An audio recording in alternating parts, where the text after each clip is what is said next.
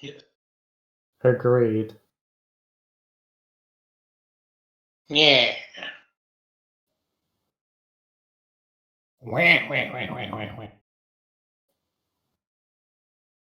Sounds like a pilot penguin. I mean, that was the intention. You'll never get me, Batman. I see, thank you. This is also how I cry. Yeah.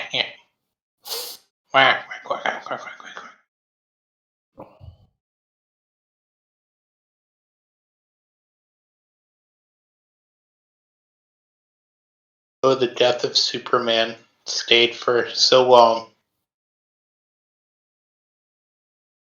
I still can't help. Oh. I say, and by that I mean the full print run of the death of Superman. But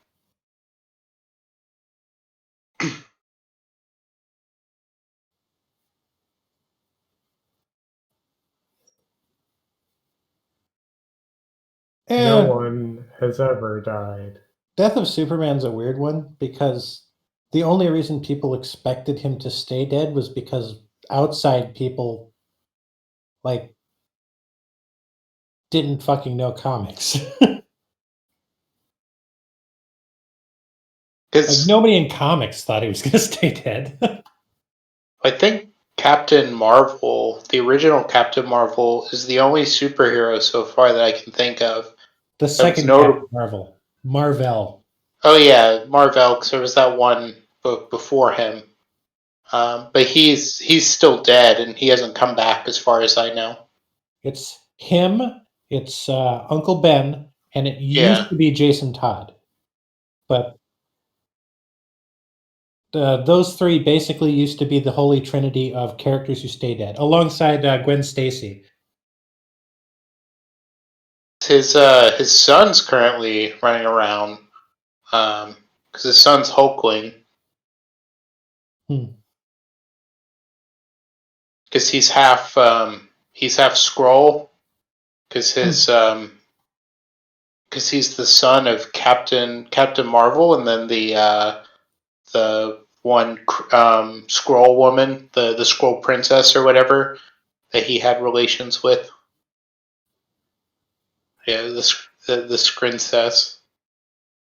The movies are interesting because they're cutting out some of these characters. Like Marvel just isn't a character anymore. He basically got to be like that one character who was kind of the trainer / antagonist of Captain Marvel was, I guess, a stand-in for him. Oh, her. Yeah. Makes sense. And then, of course, Gwen Stacy just isn't in the current Spider-Mans, and I highly doubt they will bring her in. And if they do, they would be fucking stupid to kill her and not actually just have her end up being Spider-Woman. So they probably won't. I mean, what? Oh, Spider-Gwen. I mean, which is she? Spider-Woman? That's what I meant. That's. I couldn't remember what the character is because they always call her by her comic book name, or like people always do. They probably won't bring any of them into the Marvel movies yet because I think Sony wants to develop them themselves because they're supposed to be doing a Silk movie. Maybe eventually, yeah. Momentarily forgot about Sony's hold on Spider-Man.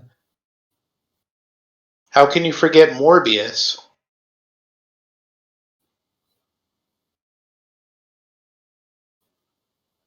Generally, I let movies sneak up on me, and then I'm pleasantly surprised when I can actually go watch them.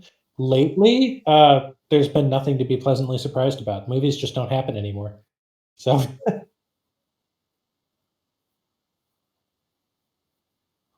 well, they did, and then they did so badly that now Dune is a year away.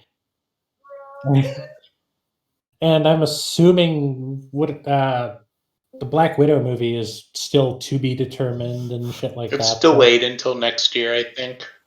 I don't know when Wonder Woman's going to be. So movies just don't happen anymore, except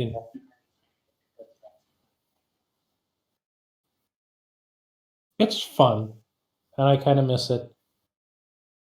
Yeah, the last movie I saw was a good end though. Knives Out. I went to Knives Out in order to wash the taste of Star Wars out of my mouth. Hello.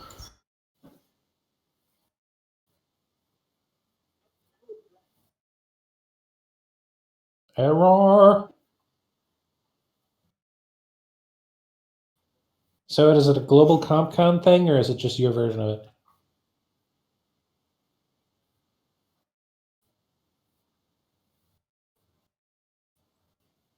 Hmm.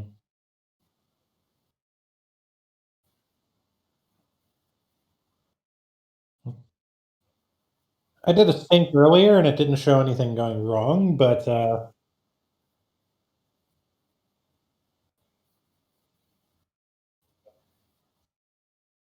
yeah, just saved. Hmm.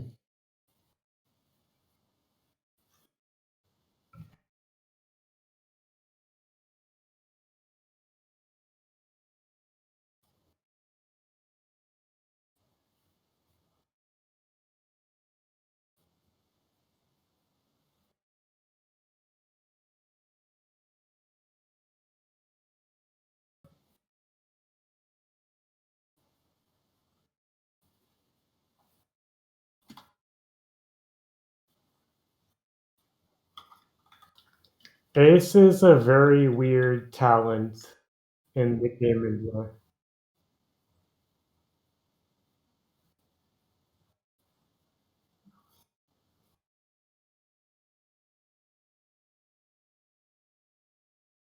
Well, what Score is saying is you should take 3 levels in SSC and take the all-terrain motion theater.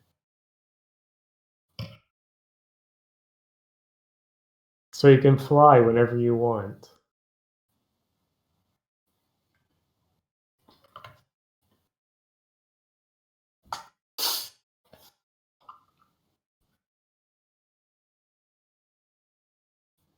I think mine just synced successfully. I had to add the EVA.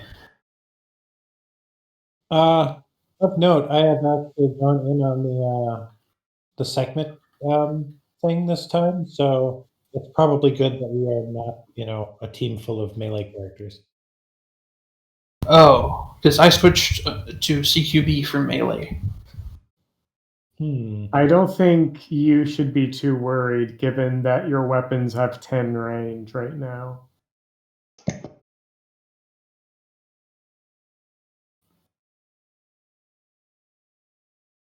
Though I'm not sure how you'll use lightning generator or explosive vents at those ranges. Oh, hey, quick question for people who would be in the know. I have one thing I was thinking about changing. Let me go back to this. Should I be bigger or should I keep my extended to hit? Both My of those extended threat range, I guess. So both of those talents improve grappling in different ways. So Yes. it's sort of weird.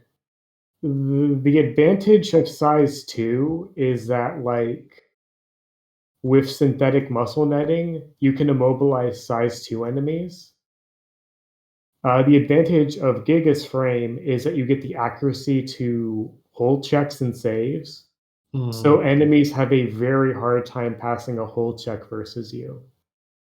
Yeah. And I suppose the bigger things, I'd still hold on to them. I'd just have to go with them, which doesn't bother me that much. Well, the biggest disadvantage of if they win the check, then they can just escape it for free because they're in the lead in the grapple, and the aggressor in a grapple can just leave for free. If they win the check. Yeah. Everybody's in. Any other sort of questions before we get into the downtime type stuff?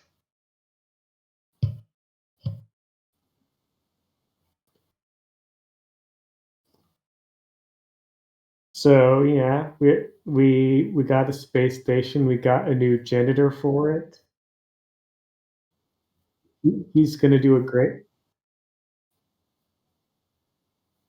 Like I said, I was picturing him as Saddam Hussein, but Uh, makes sense. did we? He's Both look good enough. Both would look appropriate in a janitorial outfit. It's like Saddam Hussein from The Big Lebowski in the dream sequence.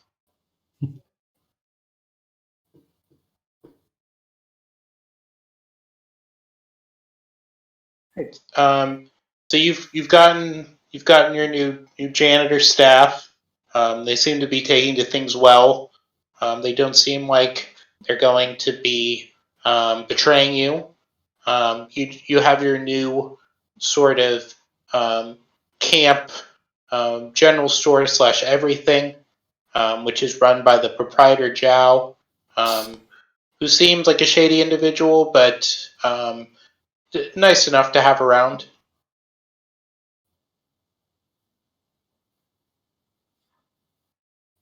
Yeah, glowing eyes. Very obviously, infected like the other people in the village.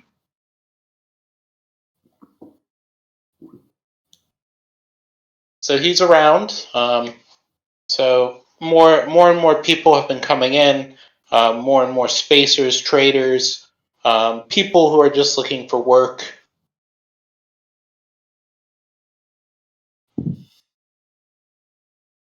And then for your downtime after the last mission, whoever wants to go first can.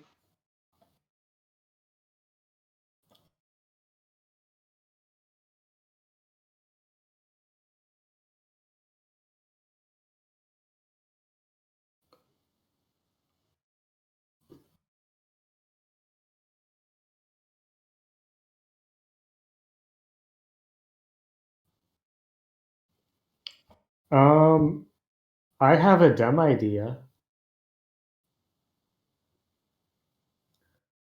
I want to use Get Organized to properly make my character Siren's fan club on the station. It's very important. Thank you. All right. So in order to do that, you'll need to roll to see what impact you have. I don't think I roll anything. I just pick one of efficiency or influence. Yeah, I think like there are rolls with Get Organized, but it's like on future checks.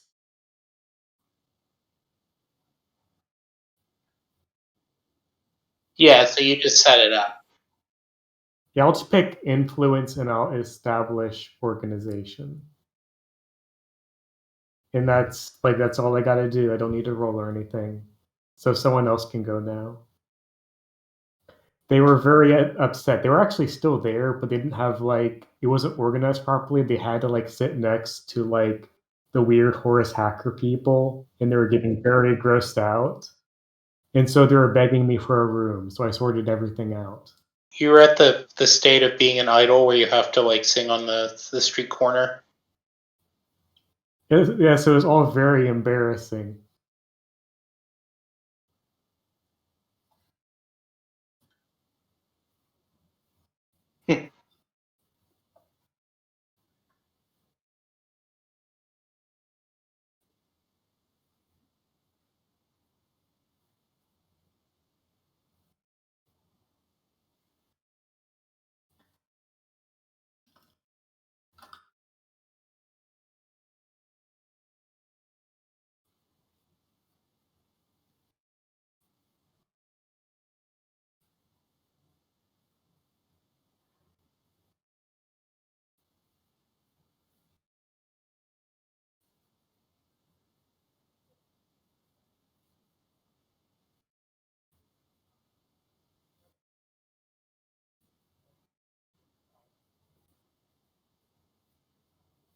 The OmniNet.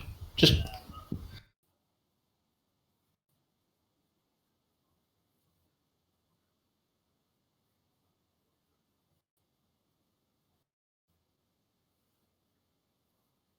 Station 2 station.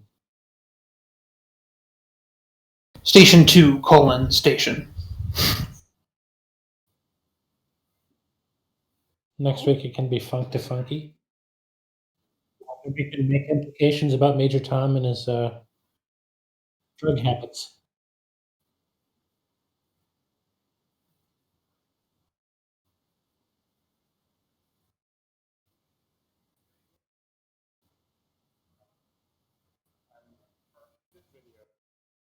So you get a good deal on what you were looking for. What exactly was it that you were? Okay.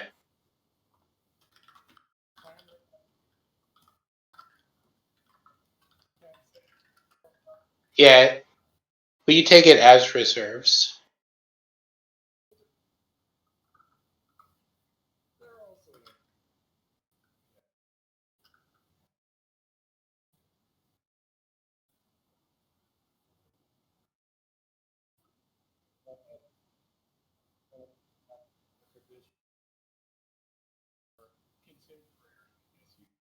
Right, so you get one, but it's stolen.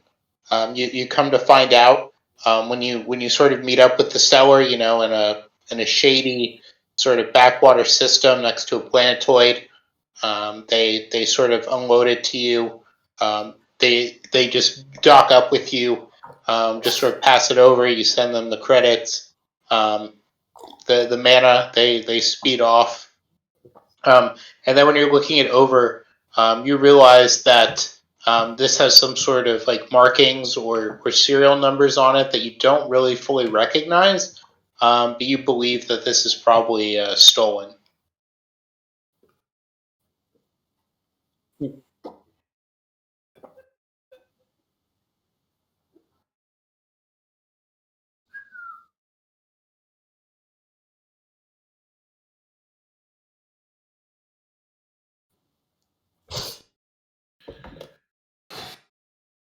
Do.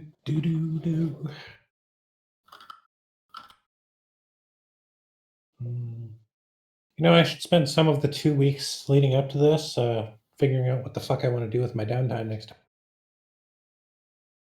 But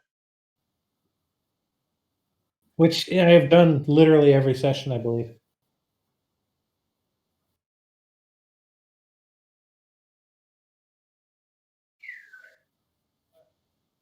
Has anybody done a tactical advantage yet? Because I've been pretty good on rolling those. I made it. Is a What did fan you club do? a tactical advantage? Oh. Yeah, I suppose I'll do one of those. Oh, wait, I need a dice roll thingamajigger.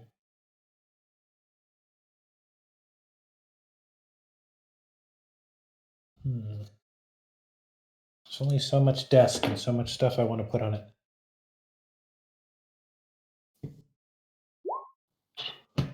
Need to make some of your stuff digital. This is mostly digital stuff. But what am I looking at here? 10. Accuracy. Training or enhancement that provides +1 accuracy to a particular mech skill or action for the duration of this mission.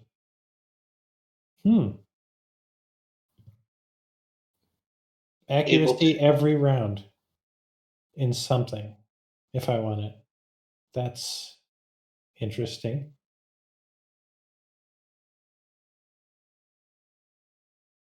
So you're able to soup up your systems to give you a bonus in combat. I believe you do have to pick a particular skill or action that remains for the duration of the mission.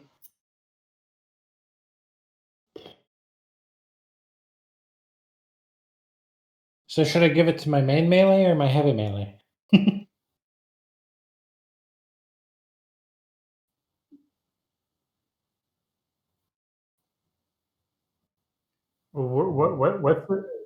What's the texture reading like?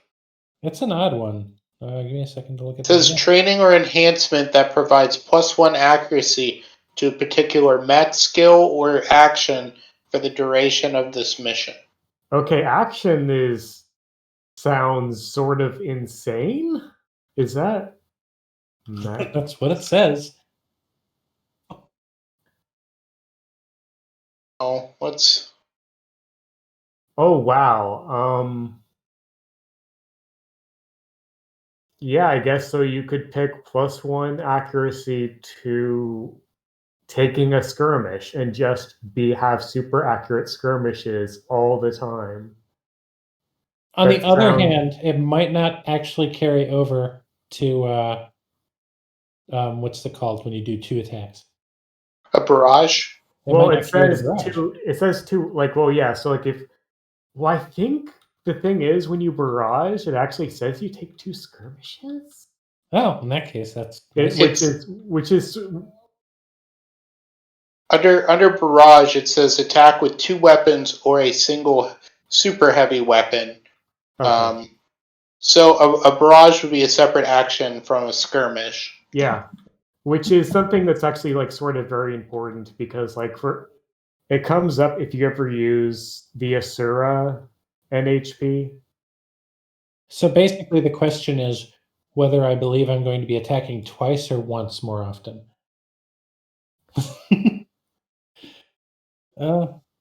Yeah. I think I'll add it to the barrage because if I do manage to activate my Sekhmet, that's pretty much going to be the extent of my Mhm. efforts. Oh,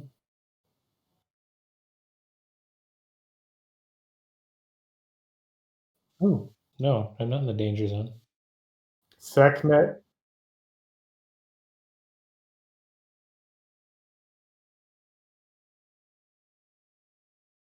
Did I lose everybody just now?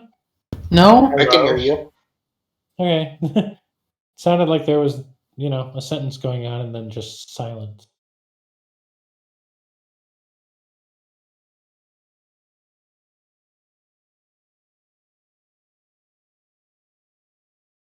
I believe we have 1 person remaining. Oh, and I still actually have to do my drinking. Oh, I don't count as a person. Hey, don't say that. Anyway, unless there's something we really need as a group, I'm probably going to go ahead and do the, maintain my organization. By the way, I maintain all my possessions as normal for when I fail a drinking roll. So you lose your dignity and your memory as you wake up, coming out of outside of Zhao's bar. If you bring it up with him, he sort of acts like he doesn't know what you're talking about. Which is good because I don't know what I'm talking about either. You're like, so even if you were to bring up like, hey, like last night, he's just like, yeah, I don't know what you're talking about. This is not the first time I've done it. And I doubt it will be the last time. Remind me what a quick action is, like relative to the action economy in a turn. You get 2 quick actions or 1 full action in the turn. You can overcharge and get another quick action. Nice. Okay, thank you. No problem. Don't forget that little 1-page cheat sheet I did if you all have it, because it's actually pretty useful. I am very excited. Yeah. It's very exciting. I did notice that Proteus has Spotter 2 now, which is very. Like, I'm very glad. Like, I think Spotter is low key just extremely good. Like, one of the things that, like, you think about, oh, you get to lock on twice, but, like, honestly, I don't think that's the main benefit. I think, like, basically getting a free scan on an enemy when you lock on is actually, like, amazing because then you know, like, exactly how much you need to murder an enemy.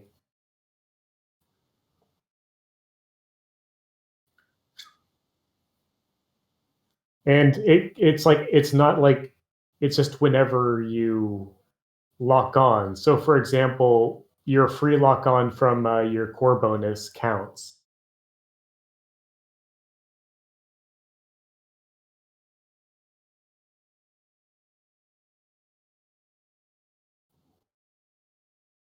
Joey. Because I do believe for boosting up your organization, since this isn't the first time. Mhm. Let me just look at it real quick.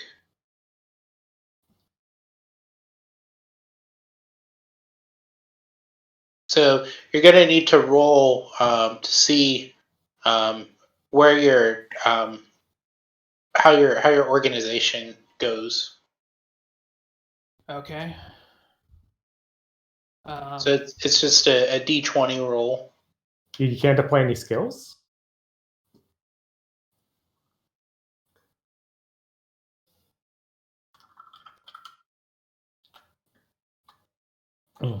Excuse me for a second. I'm going to go check my laundry. Yeah, I assume like by default downtime actions just let you pick a skill. Yeah, if it's an appropriate skill, you can add it. But mostly, it says for with the organization, most of the rules as written here are for when using it to affect something else. But I'm not affecting something else. I'm maintaining it. Yes, but yeah, that's what I'm saying. That it would just be, it would just be whatever skills that you have that would be applicable, and then add that onto a D20 roll.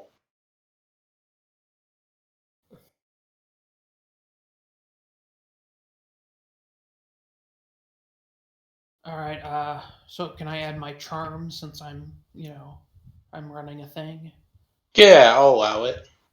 Though I also have the same as charm as in get a hold of something, which also sounds like both of those sound like they would work. Either of them would be fine.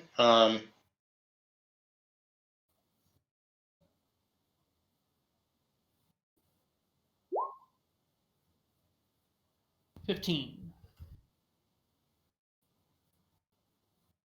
Well, that kind of sucks. So your organization is stable. It gains 2 efficiency or influence. Gonna go with influence. All right, and remember you have a maximum of +6. Right. But currently I have 2 efficiency and 4 influence.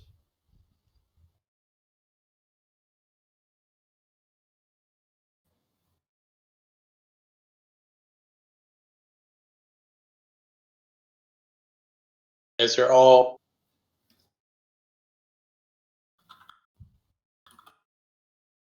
So your next person you're gonna get is the like a rock woman from the Actually, I'm gonna do I think it was efficiency, not influence, but that doesn't matter. Sorry.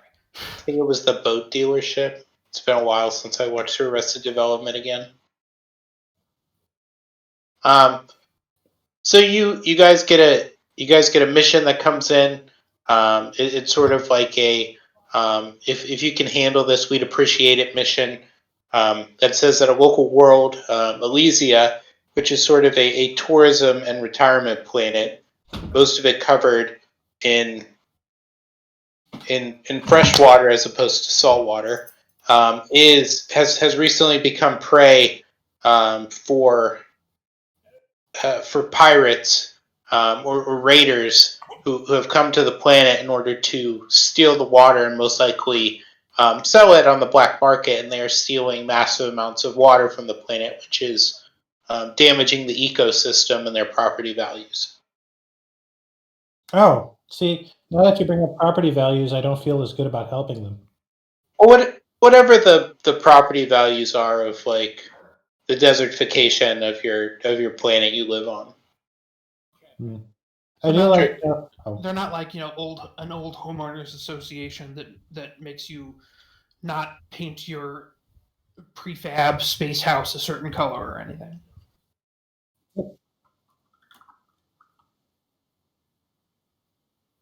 Now that we're talking about it, I want to bring up that the description, an aquatic planet covered in fresh water, has recently been the target of pirates intent on stealing all of it. That's that's a that's a job.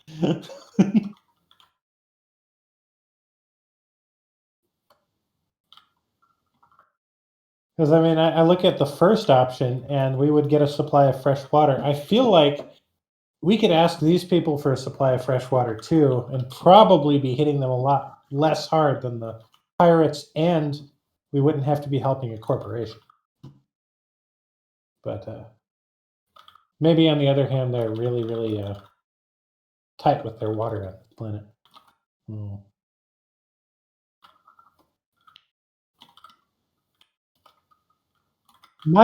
My guess is that the pirate sponsor that we might draw the ire from is Diademicor. Diadem Core, I guess. Which is a word that looks easier to pronounce than it is.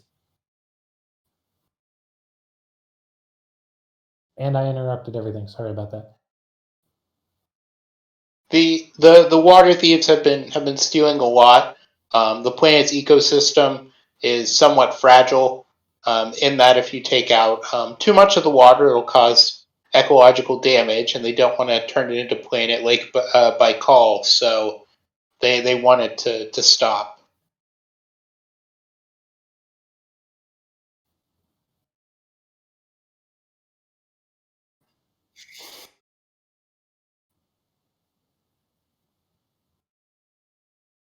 I'll be real with you. I just want to piss off some pirates.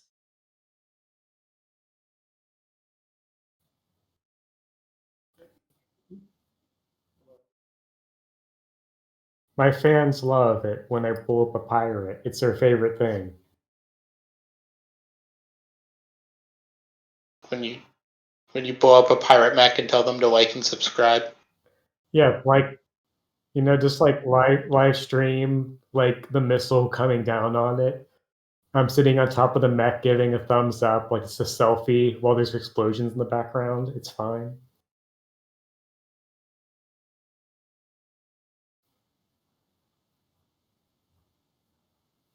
You're just gonna put every status effect on them.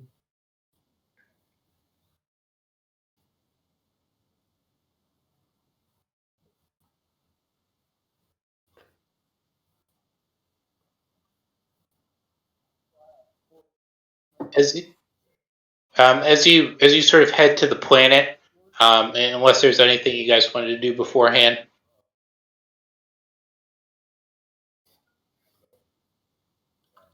Yeah, I'm good. As you get closer to the planet, sort of ads for the planet sort of come up in the it's sort of like on the OmniNet as you get closer. There's also some holographic sort of ads that pop up every now and then for different resorts or settlements that are on the planet, different things like that. And as you get closer, you can see that there are some areas that appear to be going through a process of desertification. Man, they must have stolen a lot of water. That's kind of impressive.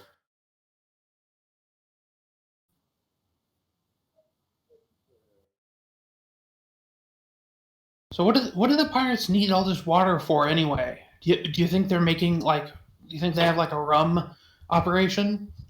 They want to make their own retirement water planet for They're pirates. serious. They're very, very serious about hydration, and they have those charts up everywhere about the urine color.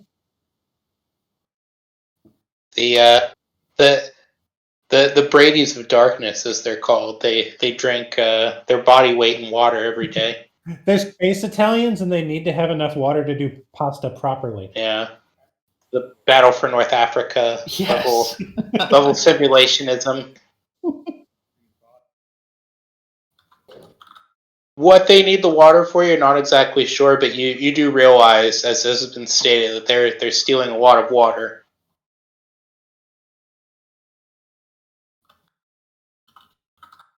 They're getting their drink on. As you sort of, I was just thinking about that subreddit now.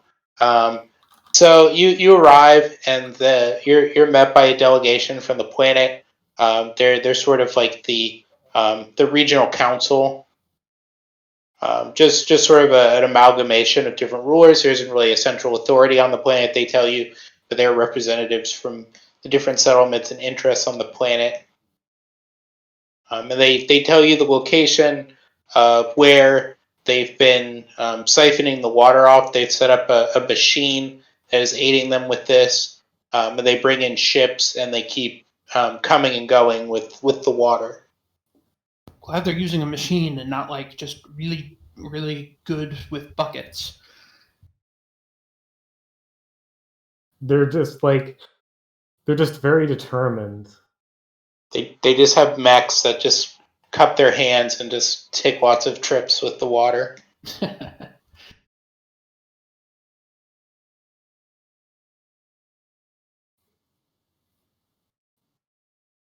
One of the representatives, he sort of looks to you all and says, "So I understand it. You're with the union." Good. I guess that means you're all above board.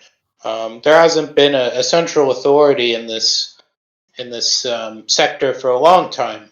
We haven't had anybody here, so we've been at the mercy of brigands like this. In the past, we've been able to hire mercenaries and other people to sort of protect us. We don't really have our own sort of military to deal with them, but these pirates seem to be beyond the reach of some of these mercenary groups, and we have not been able to find anyone to take the contract.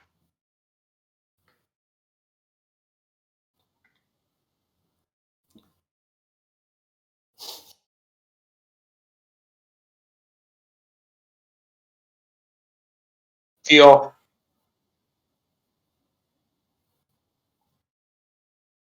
we don't know much about them. They're called I believe they call themselves the Void Krakens. Dang, that sounds pretty cool.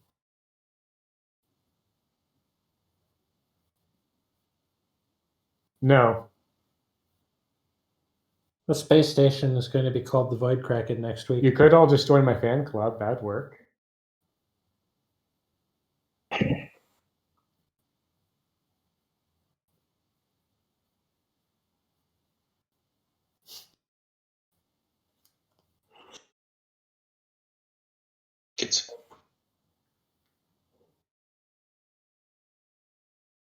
You haven't even gotten the glow sticks and other merchandise in. Hey, that's why I'm getting organized. That's why I need to get all of those because SSC glow sticks cannot be printed. They're too special. They're made by a professional designer and are made one at a time by an artisan. Sounds expensive. They bring up the map and they show you the region where the pirates are siphoning the water. Sort of give you a lowdown. Most of the area is water, but they show you the best area to approach. Mm-hmm.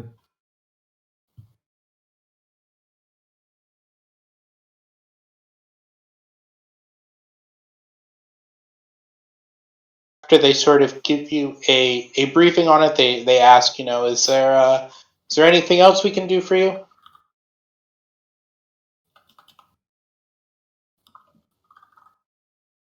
Just in advance, start me a tab at the nearest tiki bar to the location of the mission. He sort of pulls up a list, and there's at least 5. This must be your favorite planet.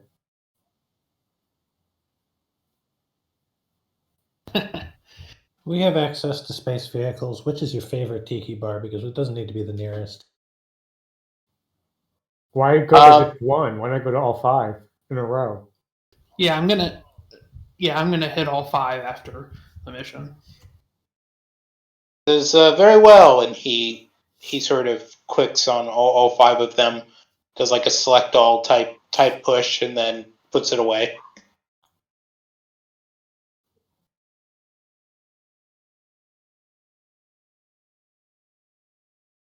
So, barring anything else, as you approach the area of the mission, you notice activity. There you see mechs. sort of hovering above the water. Most of them are, some of them aren't. Mm-hmm. The archer, the berserker, are in the water, but the scouts and the hive units are above the water.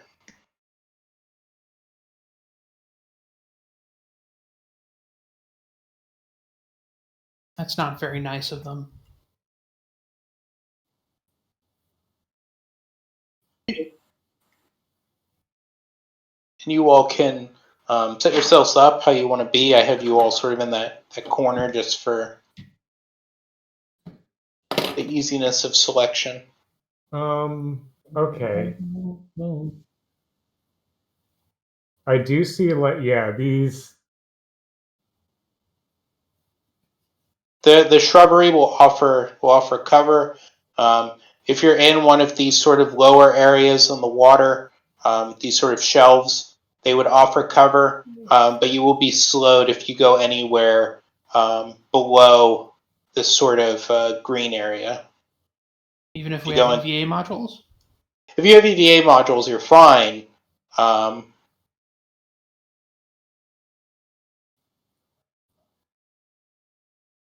Everybody eBaying.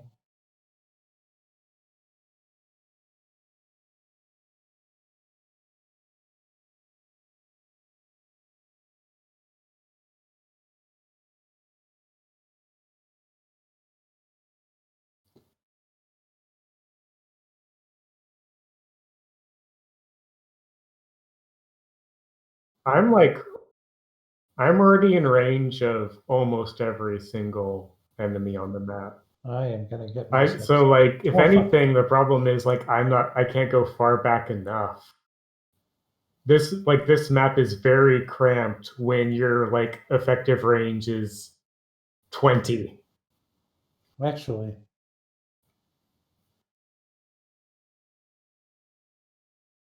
Oh yeah, this is a narrow map. Wow.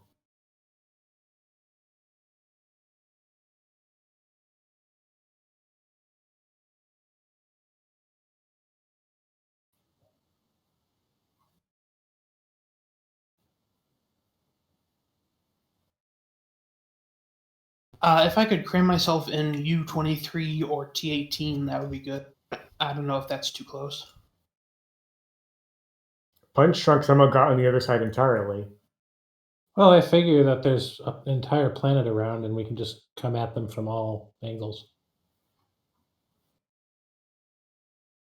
Say anywhere from the western side of the map. Okay.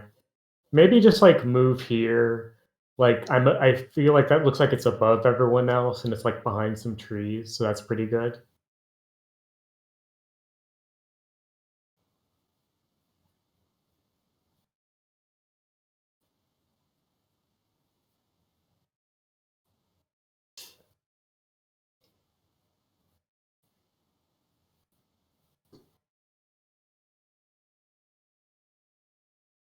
Is everybody ready? Yes. Yeah, I'm ready. Who wants to go first?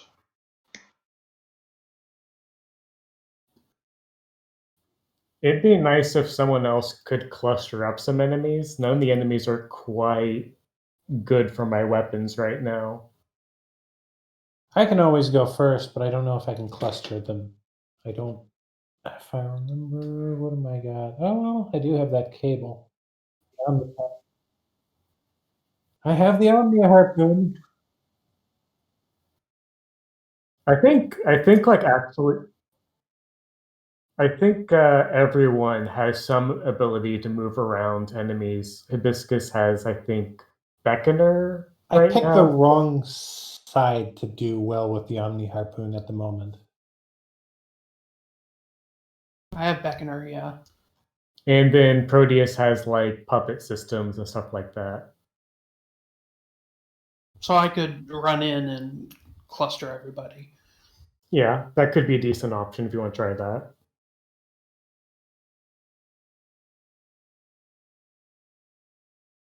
Beckoner is very capable of doing some real like super 5-dimensional chess plays.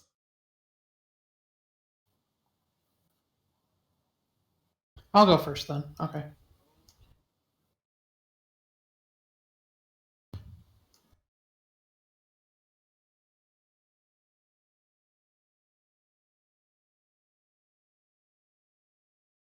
Moving and boosting to N12, and then I'm beckoning everybody. Wait, like who are you using Beckoner on?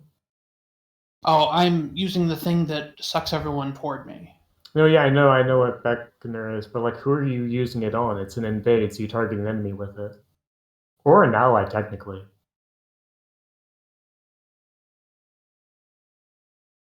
Just moving one square because I miscalculated, but I still have enough. I had like 2 squares left in my movement since I'm boosting, so it's fine. Anyway, I guess I'll do an attack just because I get to fuck with them a little bit in addition to moving them, right? Like they get heat or something. If you do an invade and you hit, you deal 2 heat. Okay. Along with the effect. Oh, let's target the Berserker. I bet Berserker has really bad tech defense, so that's a good option.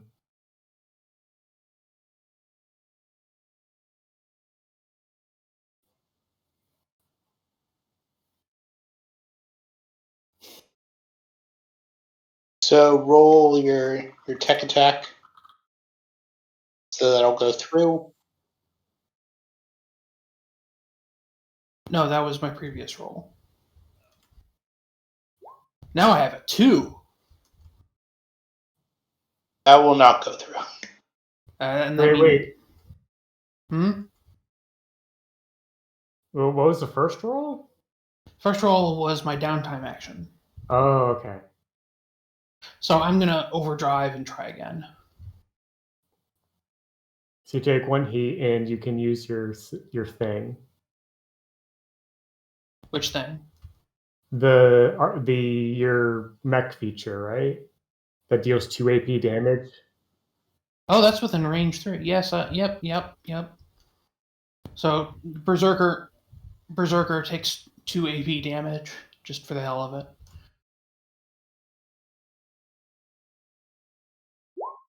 Oh, come on. Ugh.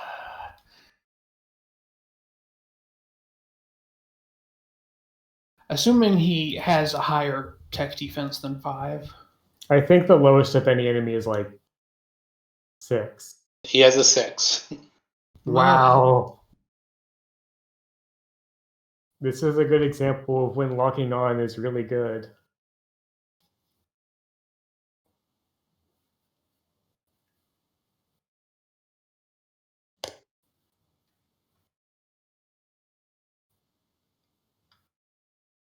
Because I believe Hibiscus is done, so it will be the enemy's turn. Mm-hmm.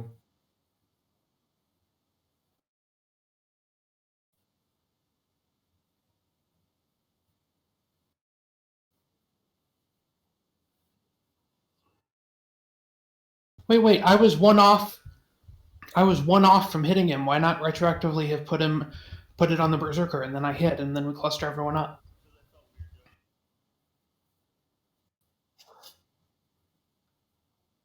Is that cool? Come on. I'll allow it. I'm feeling generous.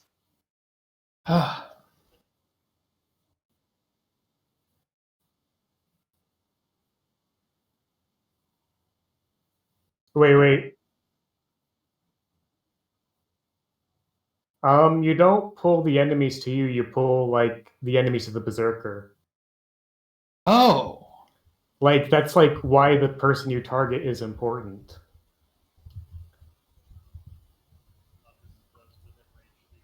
In fact, like, the one person you can't pull enemies to is yourself. You can't target yourself with an invade. That's, like, the one thing you can't do. Huh.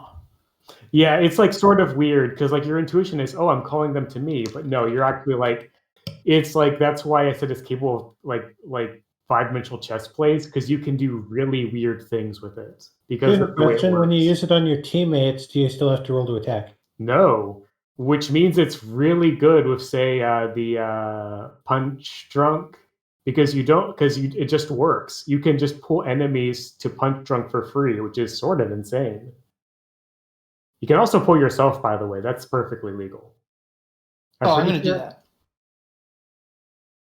Try to target so they don't hit me. Actually, no, I'm not going to do that because I'm not melee anymore. Never mind.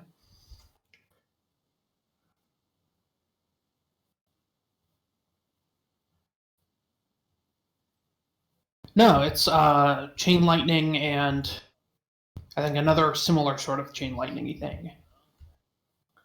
Wow, you actually could only... I guess the scouts are out of range. Enemies are like perfectly spaced to be annoying for this. Okay. I had placed myself because I thought I could draw all three of those to me, and then I fucked up. Well, anyway, better safe than sorry. Or wait, no, not It's better my safe than sorry. fault. No use crying over spilled milk. It's my fault for correcting everything.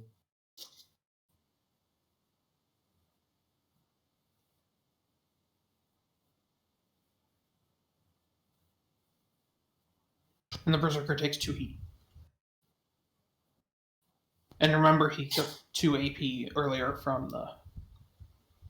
what's it called? Yeah.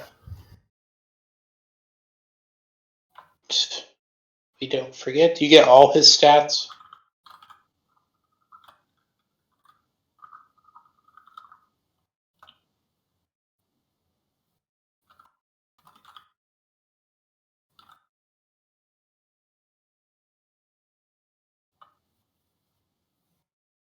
I just snipped it and I'm gonna post it in the...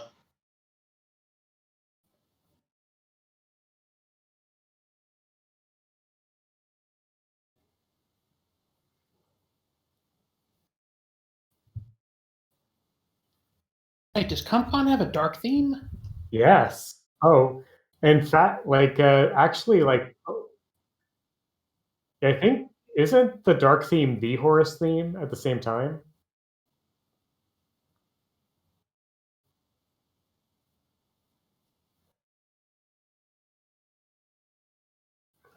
I remember hearing about those the other day, and I kind of forgot about them. So The Horus theme worthwhile. rules. You should always use it. It's very good.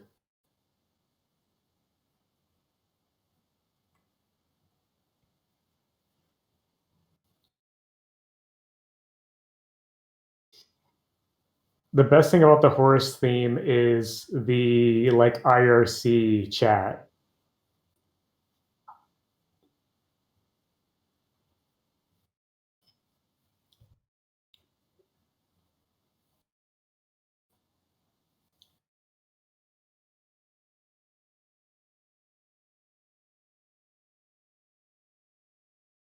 Scout 3 is gonna go.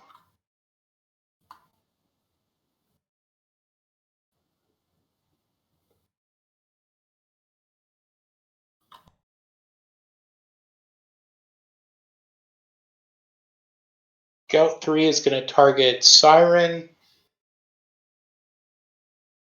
Gonna attack with the marker rifle.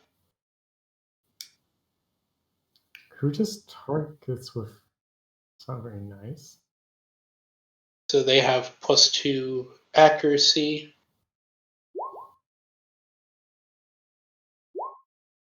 $14, that's a 20. I don't have a defense that is 20. So you receive a lock-on.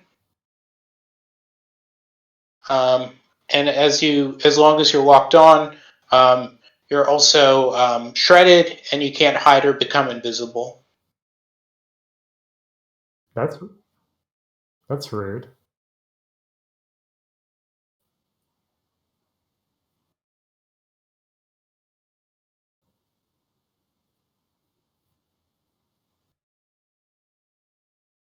Other than that,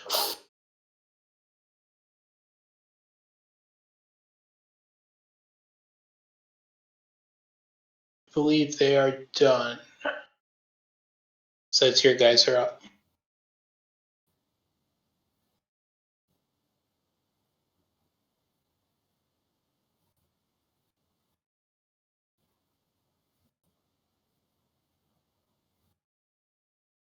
Berserker, I guess.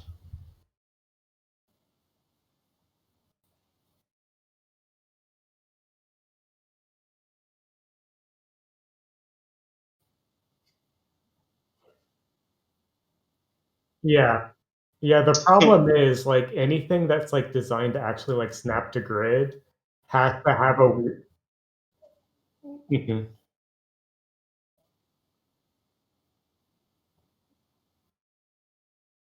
Well, I could always go, I suppose, unless people actually have things they want to do that it doesn't involve hitting things. Luckily, I don't really shred or go invisible very much. It means you don't benefit from armor or resistance.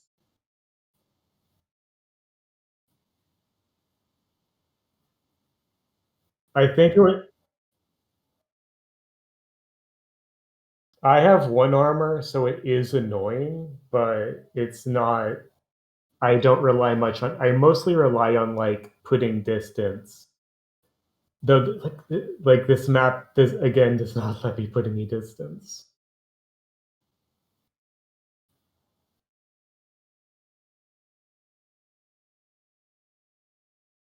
Um, alright, so someone does have to go. It is.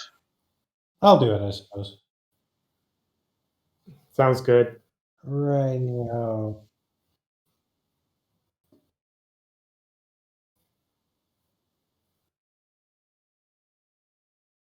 I don't know how you think robots are designed. Whatever a horseshoe crab has.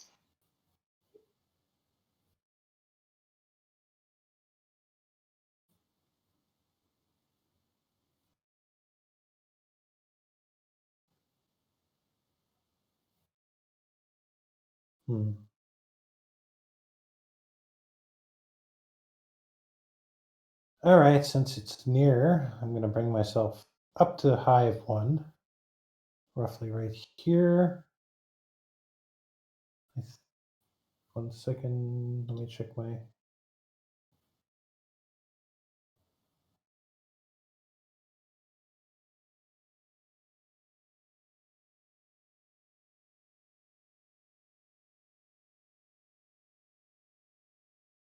I might as well just activate segment right now. So, I mean, that does limit, like, what you can choose to do this turn, but, like, if you just wanna murder that hive, that's perfectly fine. how so? Well, you'd have to attack the hive because it's the closest enemy, right? Yes. Yeah.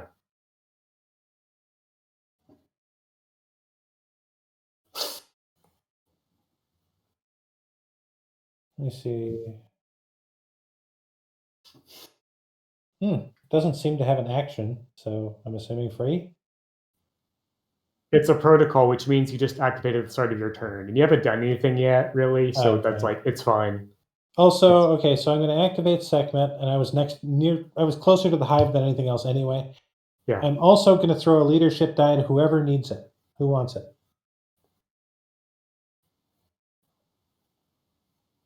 It's a +1 accuracy to any action that directly follows my order, which my order is going to be fuck something up. I'll take it. Well, unless were you going to take it? No, I'm good. Okay, I'll take it. I'd take a level 3 talent die, because then I could add to damage, but a level 1, I don't really need more accuracy so much. All right. Well, I'll give it to you, Blurk. So you got that going for you. And yes. So I have to attack and attack. So it's going to be barrage, which gives me accuracy. That is busted.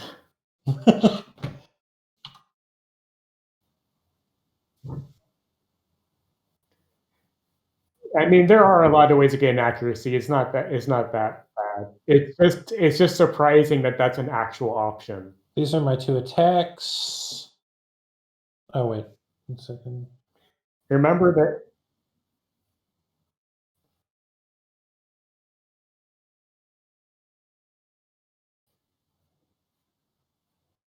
The first is my main melee, and the second is my heavy. 1d6. 6. All right, so those are both crits. So you get the bonus critical damage with Sekhmet. Oh, that's why. Wait. Oh, You shit. roll. You're right. This You're is right. the- That was dumb. Yeah, sorry about that. You also didn't add your grit, which is +3, by the way. Oh, wait. Hey. Well, it doesn't matter now. I'm gonna re-roll, obviously. So Do I roll grit for tech attacks? Yes. No, wait. No, never mind. No, you don't. That's right. That's right. all right. So unfortunately, no crits that time. Yeah, they were close. Remember So that you I'm also. gonna hit with my freaking my first attack. That's the Blade Master die. I also get the ability, I believe, to grapple off of that. I'm trying to remember exactly where that is. You just roll 1d20 plus grit. It's not part of the barrage. You don't get the accuracy.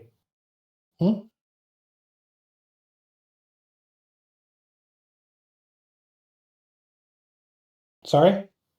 For the grapple? Oh no, I mean I think I get a free grapple from. I'm trying to remember where that was. I was doing it last time. From Duelist. Duelist 3.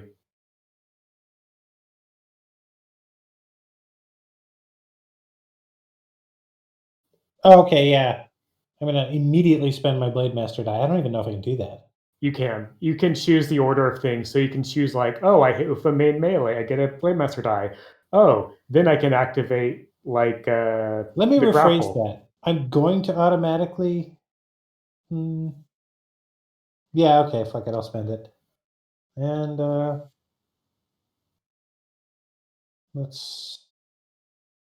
I need damage, so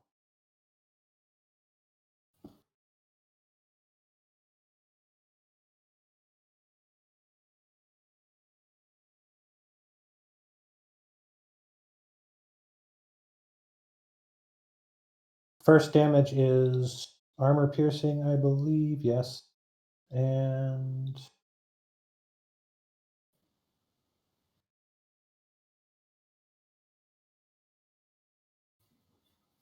four.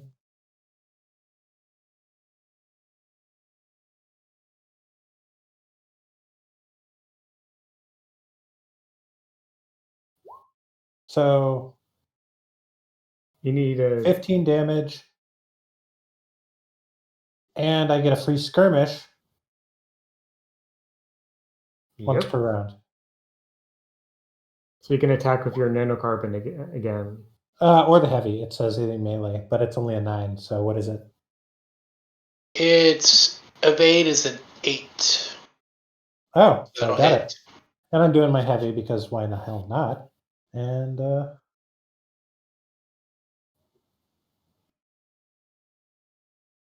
Something wrong with gravity in the future, Marty? You keep talking about it. for another 8 damage. Take out a structure. So only the first of those 3 attacks is armor piercing. But yeah.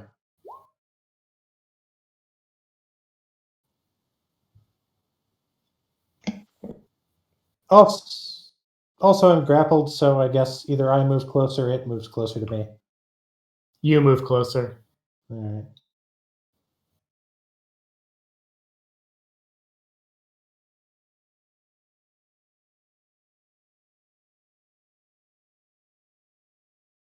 Right.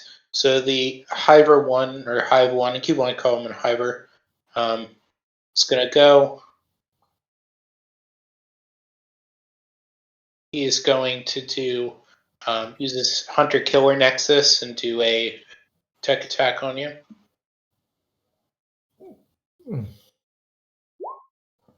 So it is a 9 Against. E defense. Yeah, that gets me. I do Right. not So you have take good 3 defense. burn. Ooh.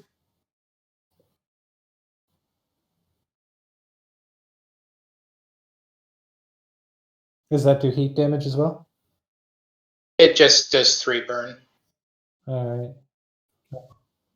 I need to look at what burn does again because it's been a while. So it does 3 damage immediately, armor piercing, and then at the end of your next turn, you have to make an engineering check, and if you fail the engineering check, you take the burn damage again. Yeah. So it's 3 hit points damage. Yeah, it's like burn damage is real nasty. Mm-hmm.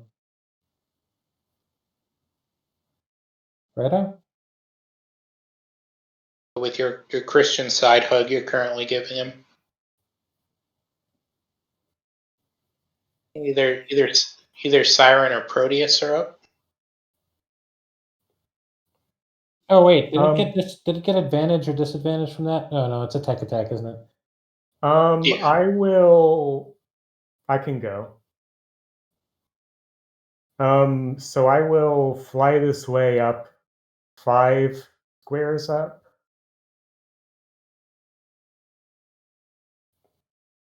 And let's see.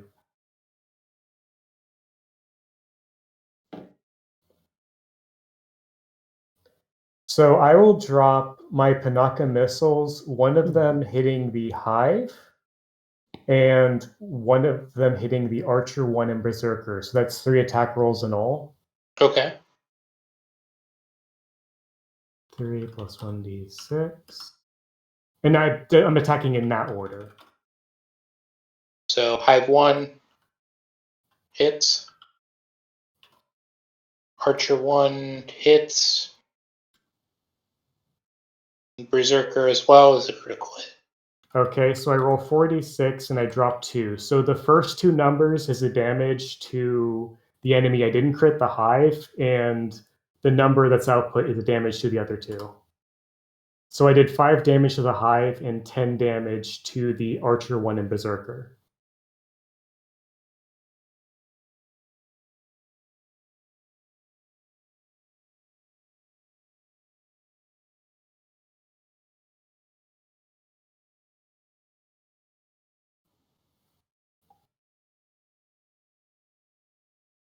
Also, by my Avenger missiles, I will deal 3 damage to Scout 1.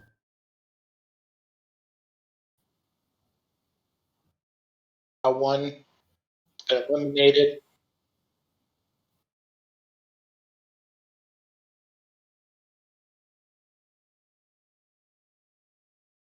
And then after that, I will overcharge and I will tech attack. I will invade Archer 1. And let's see, check my tech attack bonus. I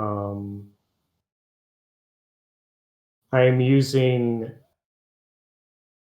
Mirage. So my tech attack bonus is +4. I deal 2 heat to Archer 1 because I'm pretty sure a 24 hits. And I am considered invisible to Archer 1. And I want to note, it's true I can't turn invisible, but I'm not invisible. They're just treating me as invisible. Completely different. He will ignore you.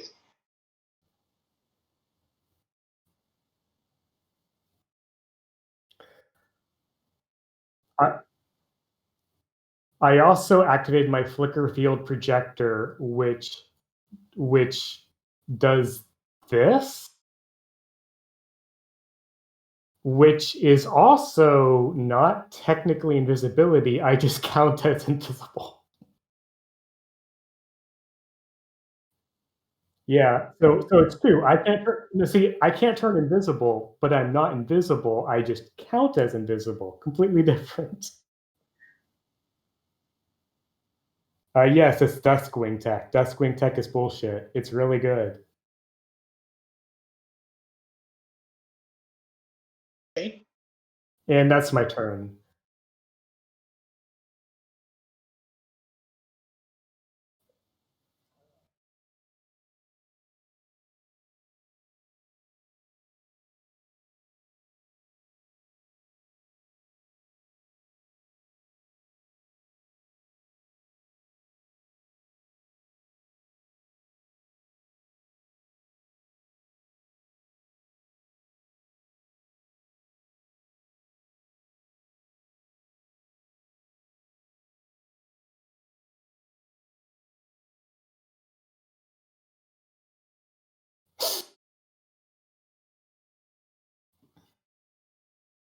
Alright.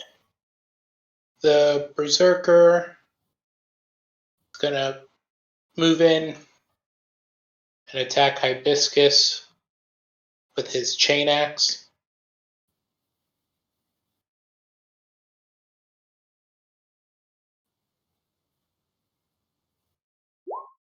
It's a 20. And that'll do 7 damage, and then you are shredded. Remind me what shredded does. Or resistance.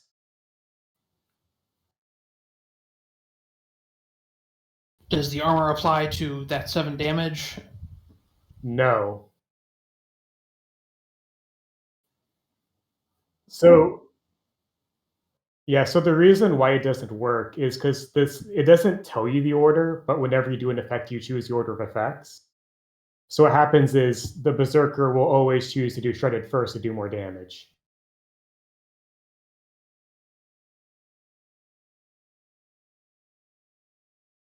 Because he got a 20, it counts as a critical, so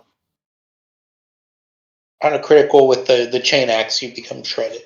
Until the end of the next turn. To be clear, the Hibiscuses or the Berserkers? Hibiscus's turn. Okay. A lot of enemies that shred here. It's a sad time to be a character with 2 armor and 2 resistances. Proteus is up.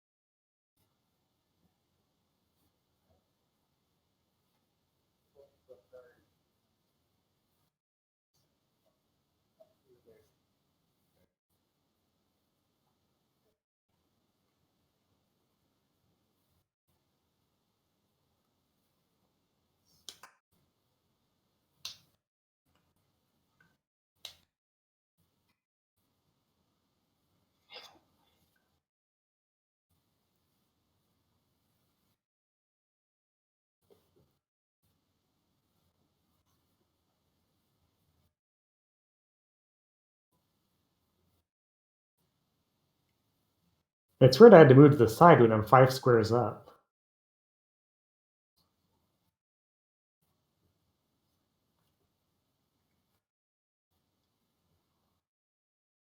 Again, I'm very confused how, but whatever you want to do in life.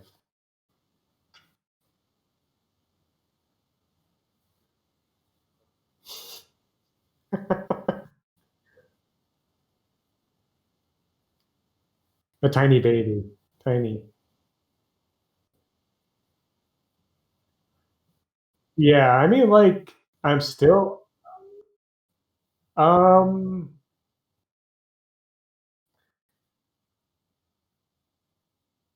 Yeah. Yeah, you are in the port.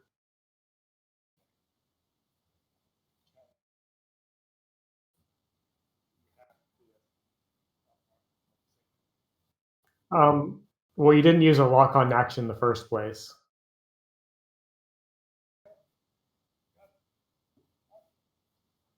I believe it has to be on your turn.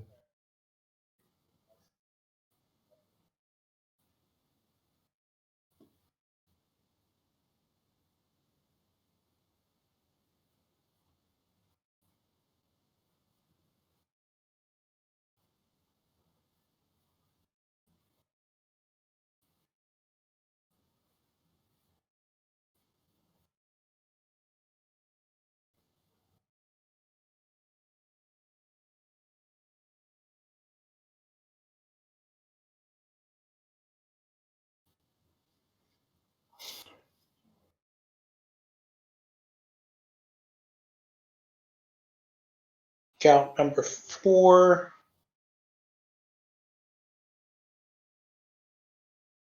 Gonna hit you with the it's gonna hit you with their marker rifle, or attempt to. 6. Yes.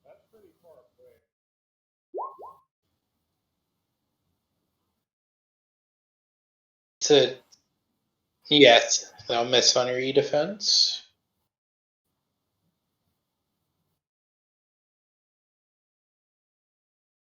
Wait, sorry, what just happened? This scout, was attempting to mark Proteus, which is a tech attack with their marker gun.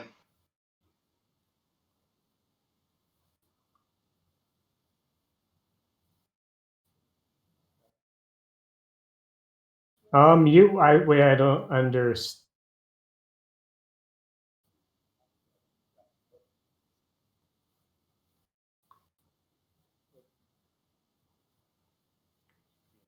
I think.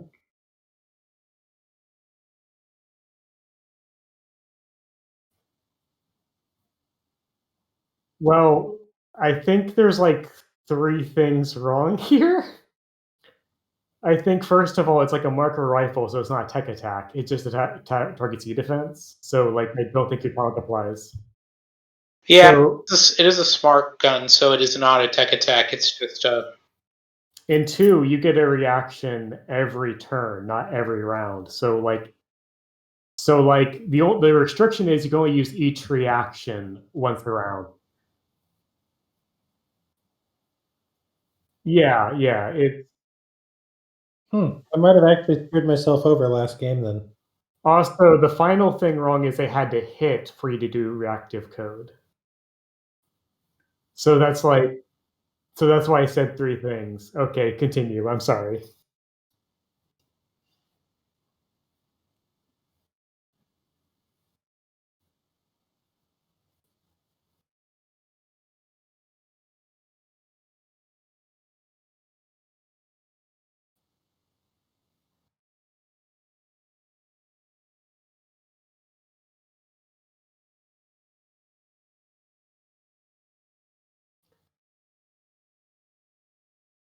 Archer 1.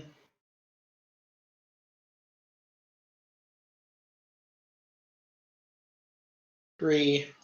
Gonna take a shot at Punchdrunk. It's at disadvantage. -2. So it's a 10, which I'm guessing beats or doesn't beat your evade. My evade is 11, no, so yeah. But it is a reliable weapon, so you will take 3.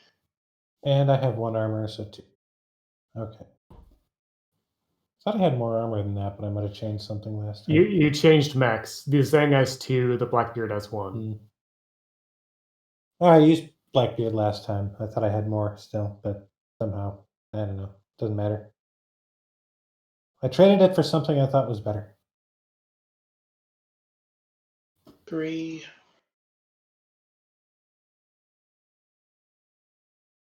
And this archer is going to take a shot at Proteus.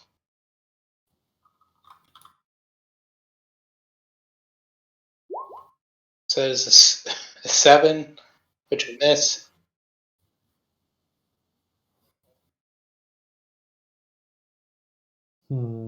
That's not good.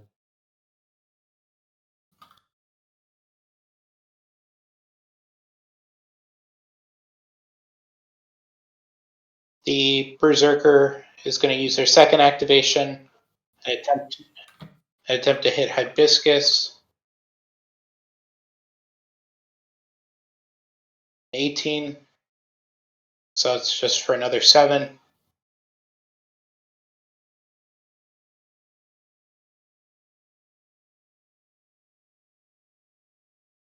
Okay.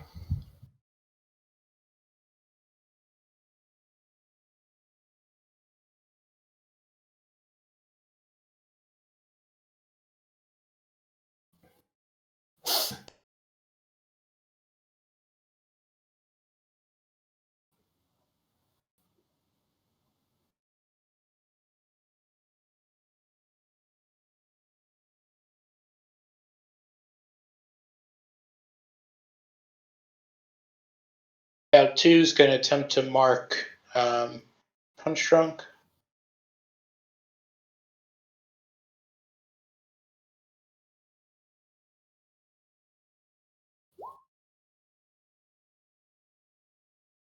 That against evasion again? It's against E-defense because it's a smart weapon. Oh, well over it. So you just have a lock on, and you're also considered shredded. Okay.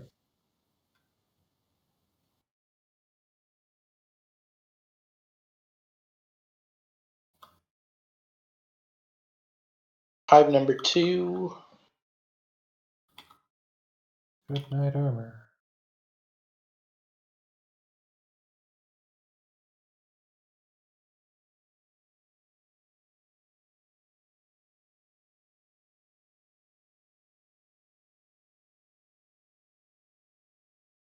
There. Just out of range.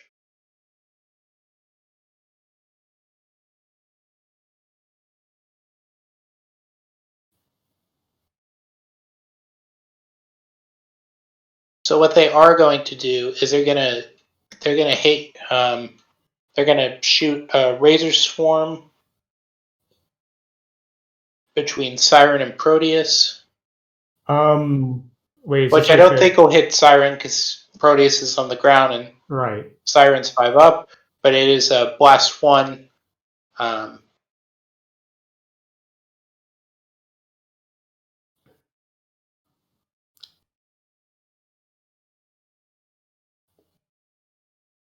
So when you move through this area here, it counts as you take burn 2. What about starting your turn in it? So like, sort of. I believe starting your turn in it, you're fine. But if you move anywhere in this area here, you'll take 2 burn for when you move through it the first time.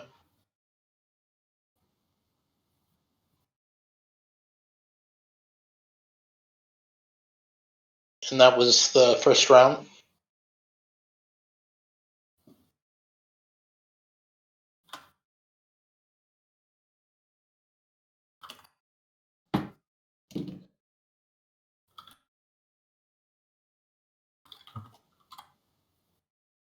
Heck of a round.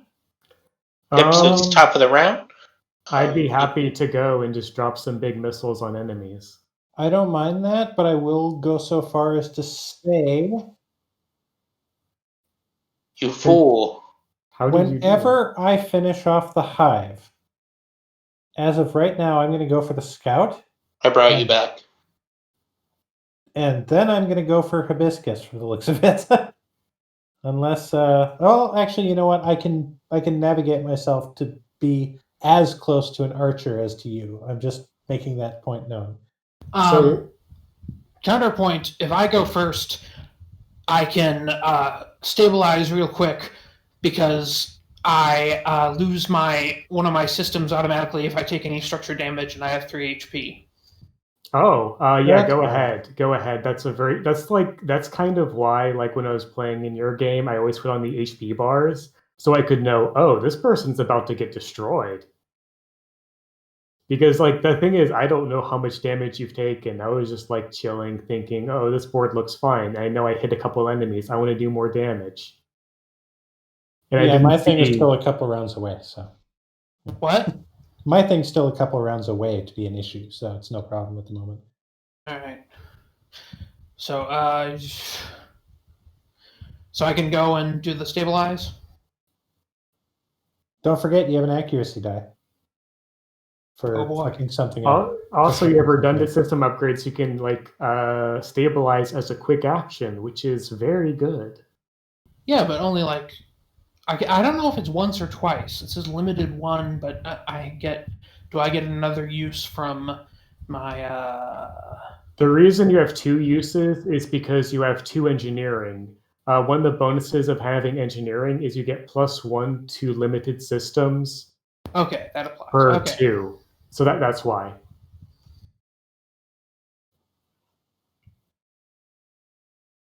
What I'm actually going to do, though, is do a regular stabilize, because I don't want to use any of those yet.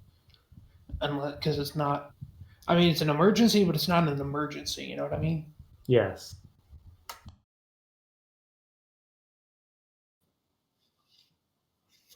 Right.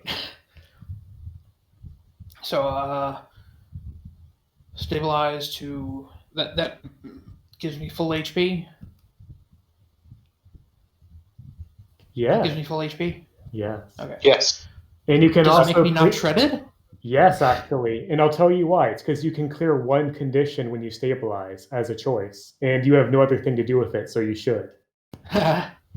And I'm also going to overcharge and do a thing. So that's 1d3 heat. 3, of course. But I'm not even in the danger zone yet. It's fine. Because I took some heat, deal 2 AP damage to the Berserker. Mm-hmm.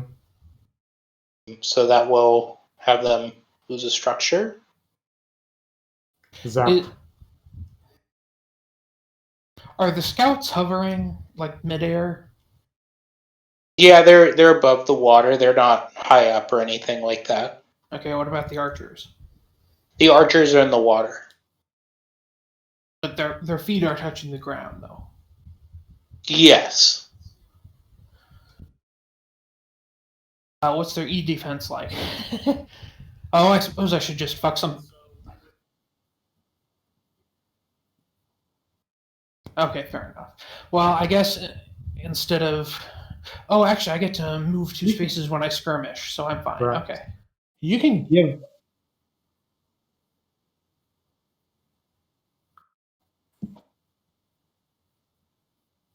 Okay. As a free... If you don't use the leadership die as a free action, you can just send it back, so it's not really... I'm going to use it. It's fine.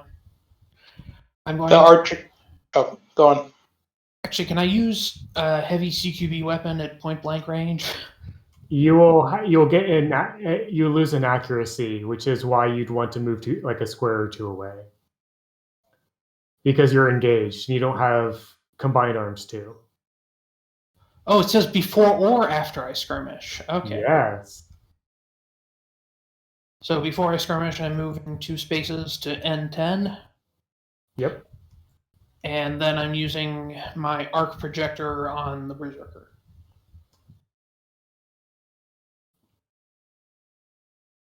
Which gives me another heat, but yeah. This is so sad. Why? Oh, yeah. You can't do the bouncing. Like, the enemies are just perfectly spaced here. It's just so sad. Well, then fuck it. I'm going to attack Archer 2. Wait, actually, is Hive 2 above the water, and, like, is he within 3 spaces of Archer 2?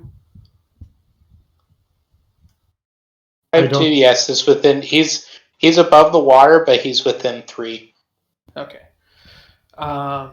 In that case... Well, I know you can't give me the exact HP, or maybe you can. I don't know. For the archer, not the hive. No, I was gonna ask about the Berserker.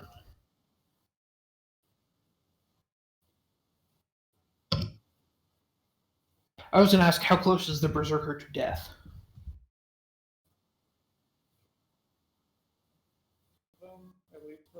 You've gone through a structure on him.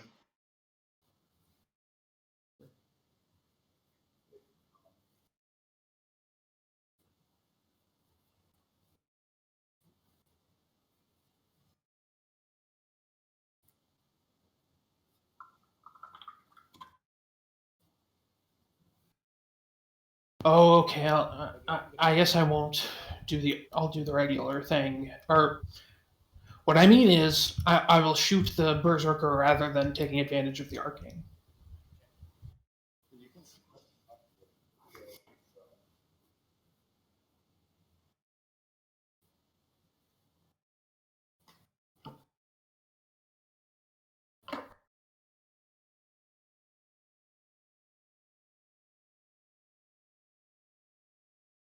Right, so you're hitting Wow. Does that hit? Probably. Better fucking hit. because it's on the Berserker, so it does hit. His evasion is an 8.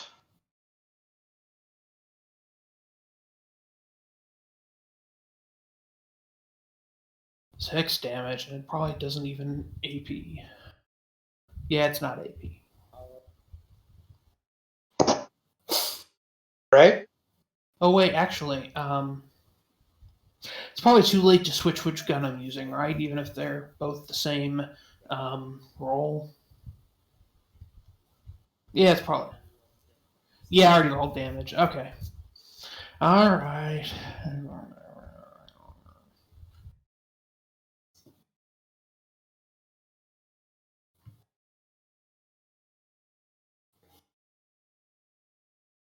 Banged up, and then it's. Hibiscus is gone. It's the enemy's turn.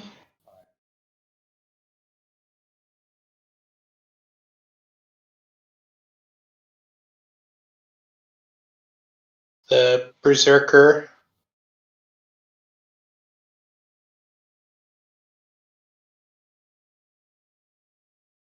By the way, like you didn't actually remove the shredded from Hibiscus. They're no longer shredded. The symbol there is my leadership die, so that should still be removed. Oh, But, okay, yeah. okay. Yeah, it got removed at the end of her turn. Okay. So the Berserker is going to use one of his activations to move and attack Hibiscus. What a jerk. We'll go with the second one, which regardless is a 5, which misses.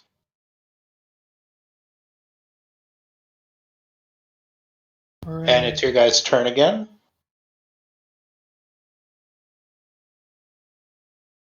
Anybody got any reasons to go against or before me? Okay, I have few options and most of them hurt. So I'm gonna get on with that. Wait, who's taking their turn? I sort of wanted to take advantage of these lock-ons. He already said, like, oh, does anyone else have a reason to go before me? And you didn't speak up. You can go Well, before me, I guess. No problem. I just mainly want to drop a missile before Archer 2 and Hive 2 uncluster, if they might. Go ahead. So I'll fly 5 more squares up. So I'm at 10 now. No, actually 9. You can't fly at 10 in attack. There is a specific rule for that. Then I will drop a missile hitting the Berserker and a missile hitting Archer 2 and Hive 2. So that's 3 attack rolls, and they're all locked on. Is that correct? Yes.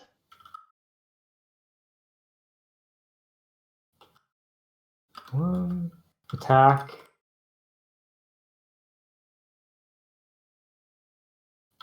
Attack. See, this is why I want to attack. So 2 criticals, one. The Hive, that'll hit, so that's a regular attack. So are they smart or are they? It is against evasion.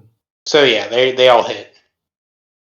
So it does 4 damage to the Hive and 9 damage to the Berserker and Archer 2. And if I use the lock-ons, I use the lock-ons so the damage is irreducible. So they just take 9 damage regardless of armor resistances. So the Berserker takes 9. Mm-hmm. He's taken out. Almost like I knew that was coming. Yeah, I was pretty confident if I got like an okay roll, I could just delete the Berserker, and that's like a second activation they won't get to ever have. Archer 2's still up. But pretty messed up. Yeah, he's feeling it.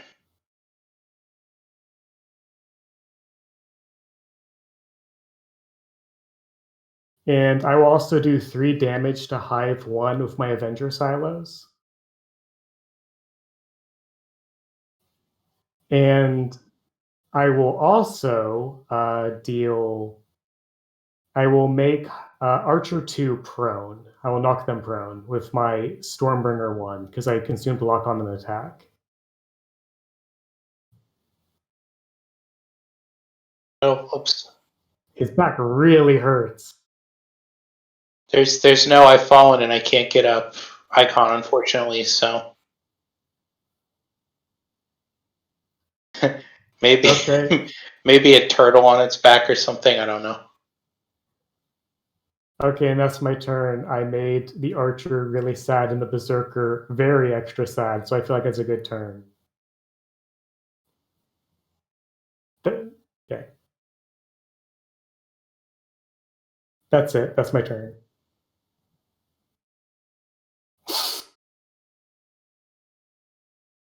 Right, so you did not move. Oh, I did move. I moved upwards. Oh yeah, that's right. You move vertically. Yes, if I don't move, then what happens is I fall, so I want to move. I was mostly talking about it for your flicker field projector, but I don't think my flicker field is ever actually used, is the thing. because it says what says whenever you boost or make a standard move, you Right. project. Well, I'm just saying, like, I think I already had flicker field from before, and I don't think it like expires at end of turn or anything. It's just until I use it. Okay. Yeah, so I can't like stack up more of them, and I don't lose it if it's not used. So even if I didn't move, I'd still have flicker field, but it would have fallen, and that would have been painful. It would have been pretty funny, but probably not worth it. Hive 1 is going to target Punchdrunk. Actually, I forgot to mention it. So, but the burn from the previous round, you would need to roll your engineering to see if you can put it out. Oh, during the round I took it? Yeah. It's Yeah, I thought it was No. next round.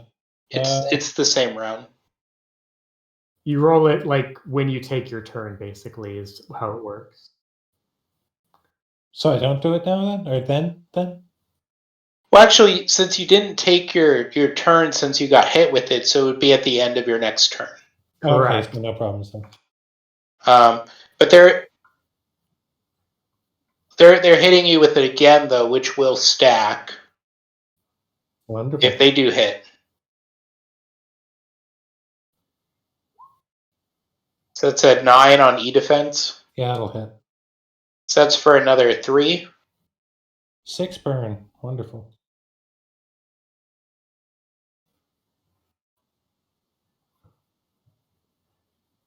I have very bad news for the Blackbeard. They have the feature Exposed Reactor, which gives +1 difficulty on engineering checks and saves.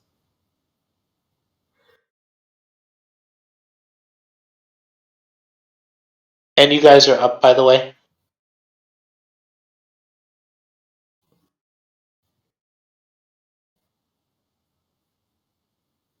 Okay. Oh.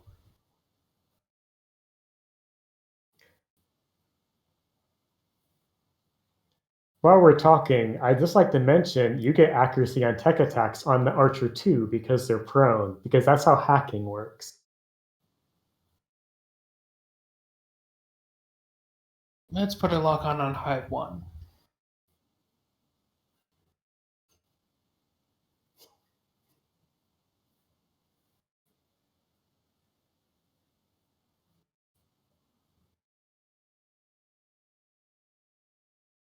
Do as you please. I'm in no hurry. I'm curious about this murder hobo thing you suggest.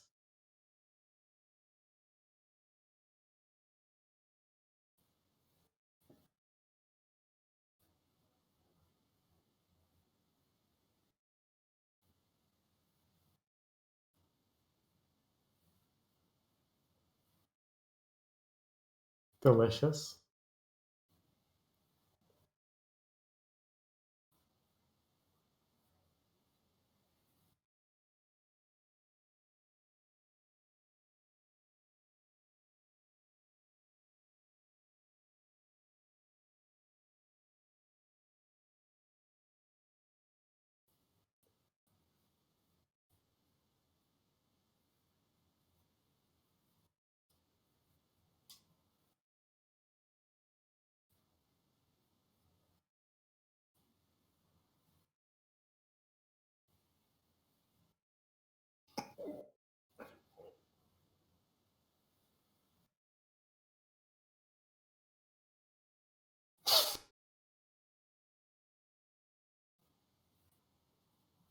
Right.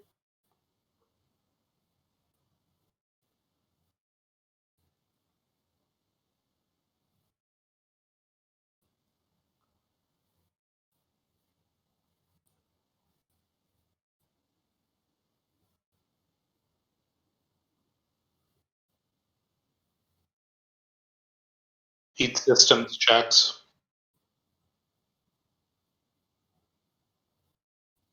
Mm-hmm.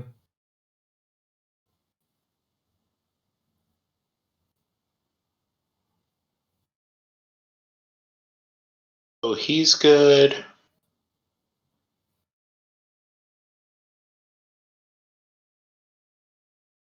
And the Hive 2 is also good.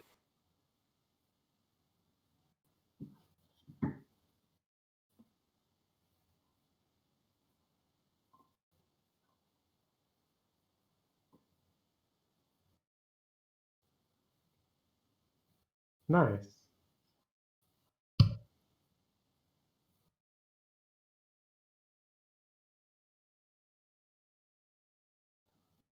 Right. Sounds like you might want the lesson of the open door to make your save target better. Though, then that first one would have been a failure.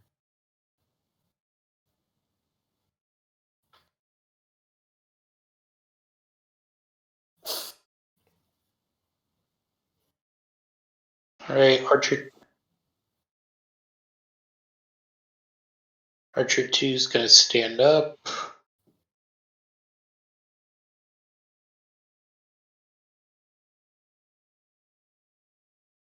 He's not within range to shoot. Well, he can shoot Hibiscus. So he will shoot at Hibiscus. That is 14 That probably hits. out of 8, so that's for 5. Is it energy or regular? It's just kinetic damage. But does my armor apply? Yes. Yes. You just don't get resistance. Alright, and Punchdrunk is the last remaining PC up. All right. The usual thing, I suppose. Which in this case is 2 attacks, die 20 plus 3, with 2 accuracy dice for each of them. So I'm going to roll those separate from that main roll. So, well, that one wasn't good. So, does a 9 hit? I think it did last time.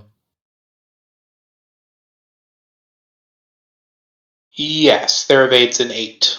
So my first hits and my second crits. So, and I'm doing them in order of the weapons that I have. So the second one is the heavy. So the way.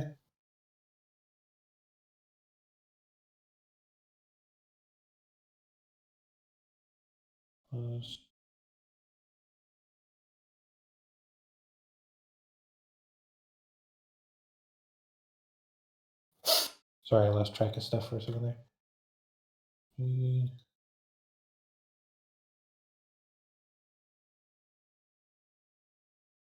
4. And a crit is double or roll twice, take highest, or Yeah. Right. Right. So there's something sort of weird with the bonus damage dice you get from Sekhmet. So you roll the bonus die you get on crits twice too, even though you only get it on crits. The bonus dice I get on. Yeah. So yeah. So you'd roll 46, drop 2, plus the base damage of the weapon. Let me look at that again. Oh, 1d6 bonus damage, and then I double, or I take the highest of the 1d6 drops. 4d6 drops 2. Drop 2. That's how you said it? Yes.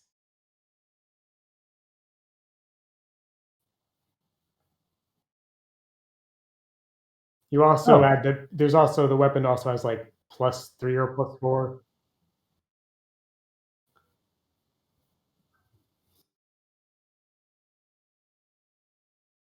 The /R.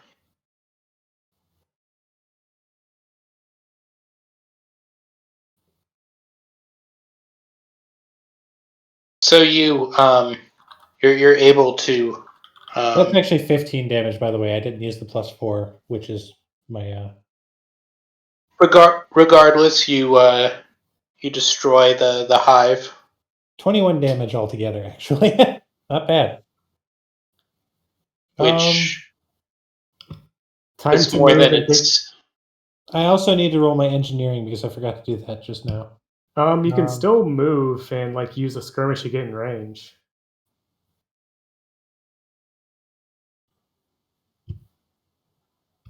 I have a 6, so I'm within range. Yeah, my 1 skirmish attack, my free action. Which could still really mess someone up. I'm actually. Oh yeah, the scout is a little closer than the. Yeah. Yeah, one you have to move the closest, so that's just how it is. Yes, although I am doing my very best to be somewhat strategic as to where around something I move for the sake of the next thing. So yeah, okay. Scout, Punchdrunk, 1 skirmish attack.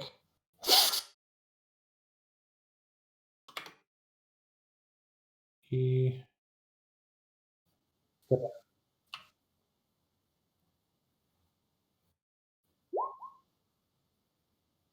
That's a crit. I don't know how to do macros. I am computer illiterate with regard to that.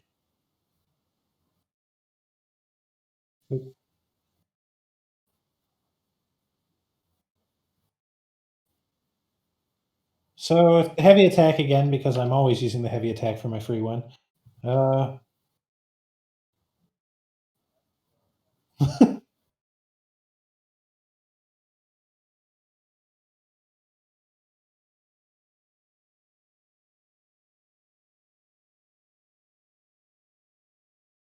Okay, that didn't work.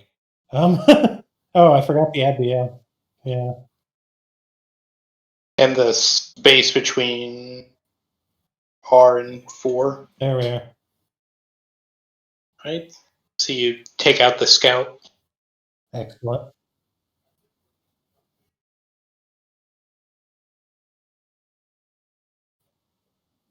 Oh, also, does anybody want any leadership? So I got 2 more. Oh, I also get a Blade Master die. I forgot to add. Guess I I'm didn't. going to take a quick bathroom break. All right.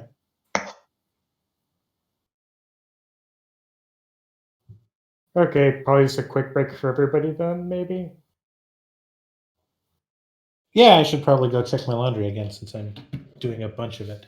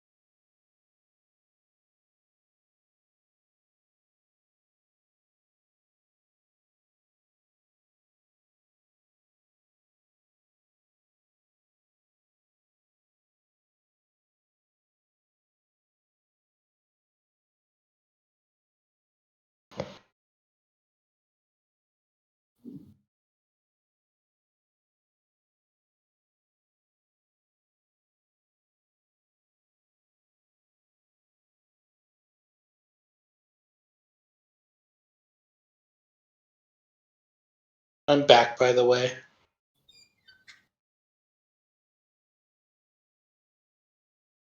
Excuse me.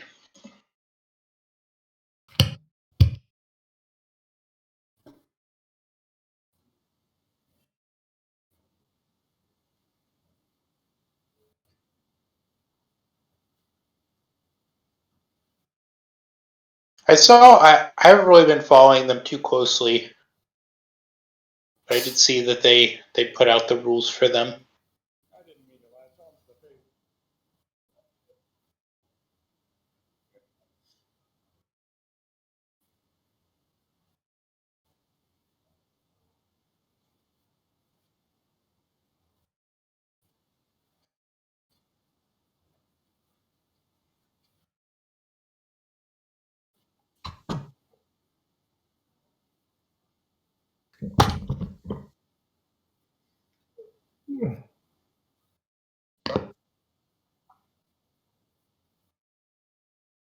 What are we talking?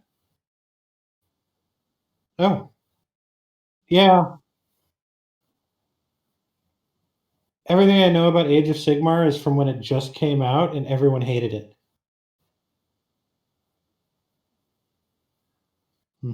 I know literally nothing. I literally did because I was taking business classes at the time. I did an entire semester's worth of coursework on Games Workshop being a shit company at the time.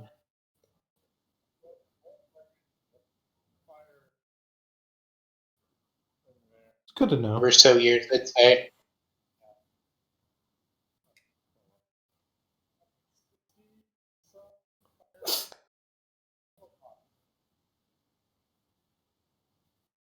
Yeah. They I keep hearing they're good. I recently picked up Blood Bowl 2 because it was really cheap on Humble Bundle. And then I figured out that apparently the way to play that is when you have a league and you need like a bunch of players. So now I just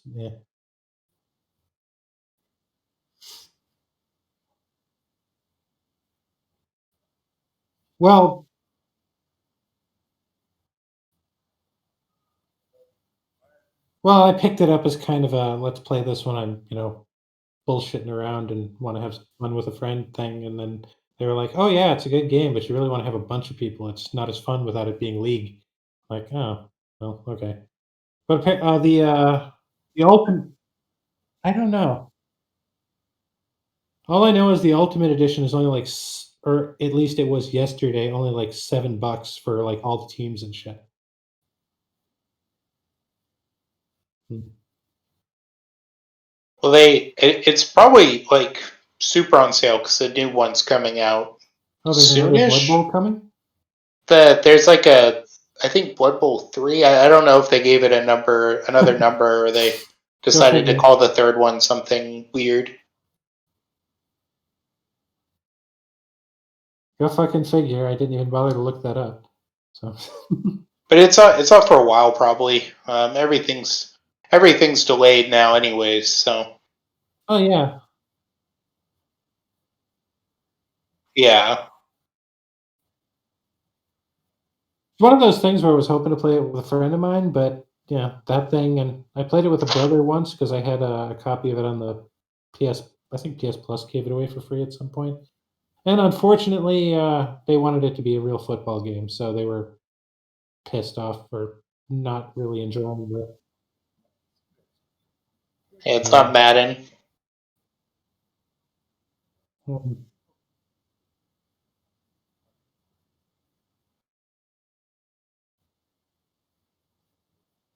That would be pretty That was where you caught fire. So it's by the NBA Jam people.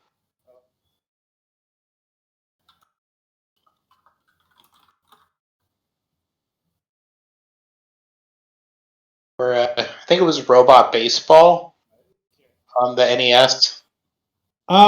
Base Wars. Base Wars, yes. And it's fantastic. It was one of the few. It was one of the NES games I owned. It was a great game.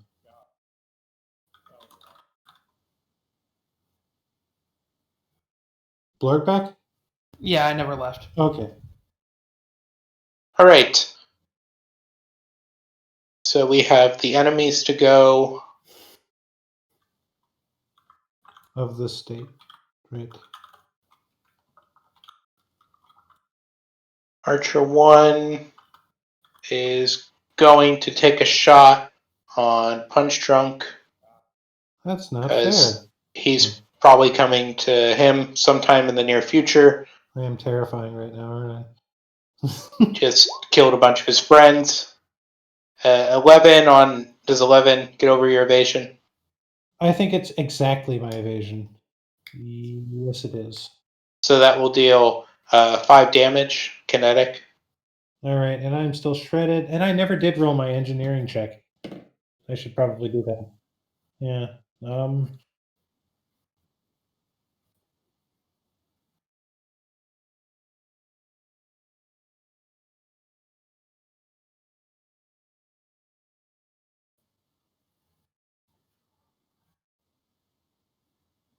It's very janky from what I've seen. Engineering check is okay, plus my engineering, I'm assuming. 2, and I think I have disadvantage or something. +1 difficulty, yeah.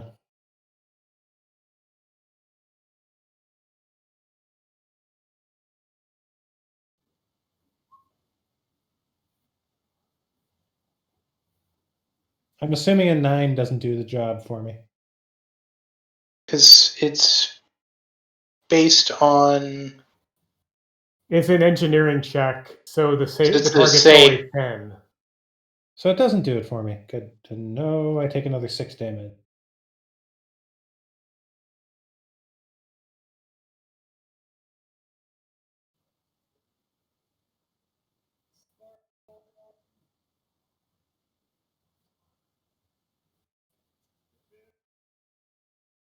Scout 4 is going to attempt to use their marker rifle on Punchdrunk.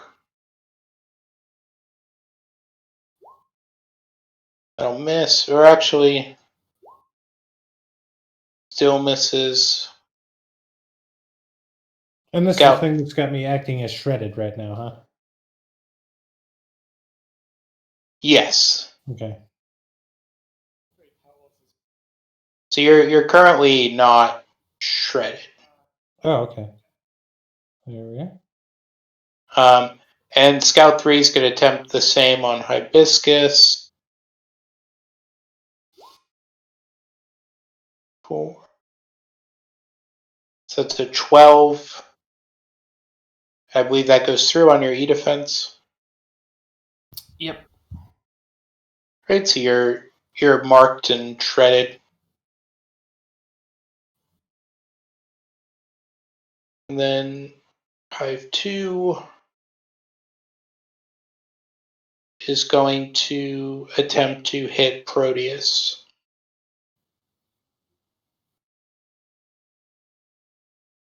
And misses terribly.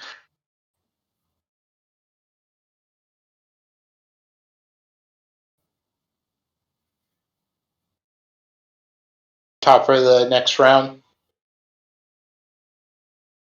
I can try. Yes. So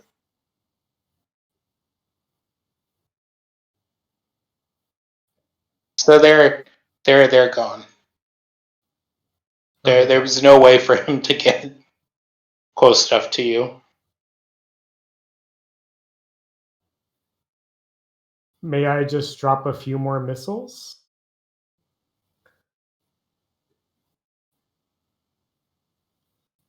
How about Archer 2? Just give that guy a nice, delicious lock on.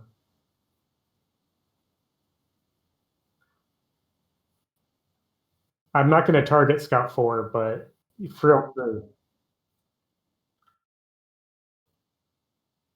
So I'll target Archer 1, Archer 2, Hive 2 in that order, and use lock on. Writing it down just for posterity. That's a crit. That's a crit. That's that's a typo. There's an I in there. That's a 14. No, wait, that's not 14. It's 12. So 28, 29, 12. The Hive 2, that'll hit. That is 10 damage to the Hive 2 and 11 damage to Archer 1 and Archer 2.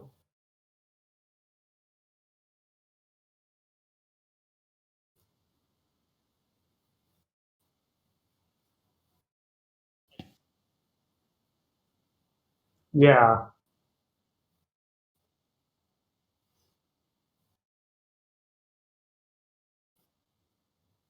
Mm-hmm. So both Archer 1 and Archer 2 are destroyed. Mm-hmm. Yeah, I'm just going for them because the thing is, Scout 4 doesn't actually have a gun. It just locks on. And I will move so I don't fall, and that's my turn. Your go, Hive 2 or Scout 4, good luck.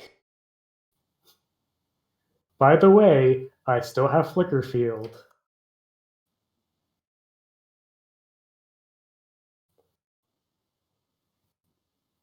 Hive 2 is going to attempt their last futile effort to use their Hunter-Killer Nexus on Proteus.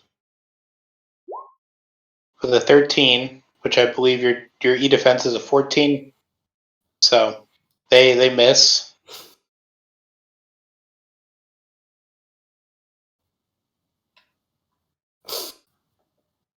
But it is your guys' go.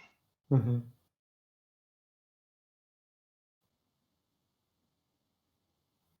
Have I gone? No, this is a new turn. Everyone but Yeah. can go. Everyone's in play except for Siren.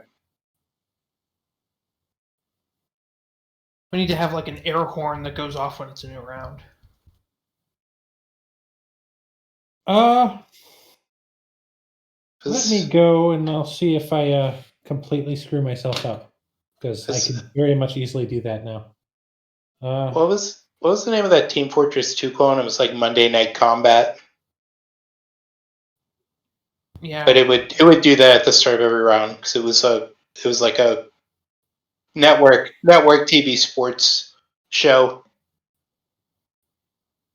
where you fought robots. There.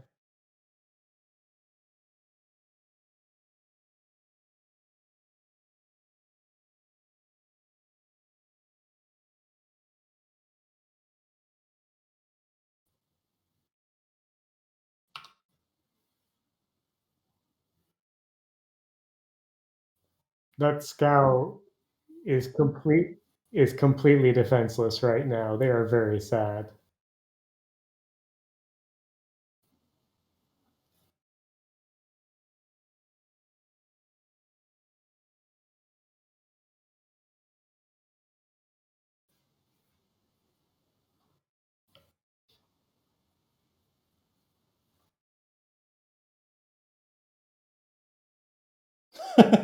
Probably don't need to on the Scout.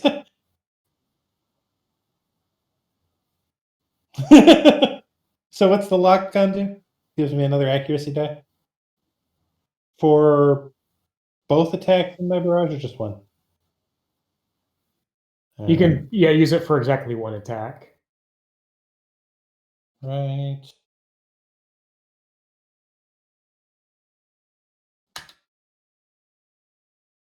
What the? Oh, I messed up those. They put those in the opposite order. I did not roll well that time. I'm sorry, I stole all the good rolls this fight, getting like 5 crits. Like I even forgot to knock the Hive 2 prone and deal 3 damage to Scout 4. So, but it's fine. 11 hit the Scout? Their evasion is a 12. Oh shit, I missed both attacks. They'll also take some damage from my second weapon, which is reliable 3. So 6 damage. He is toast. All right.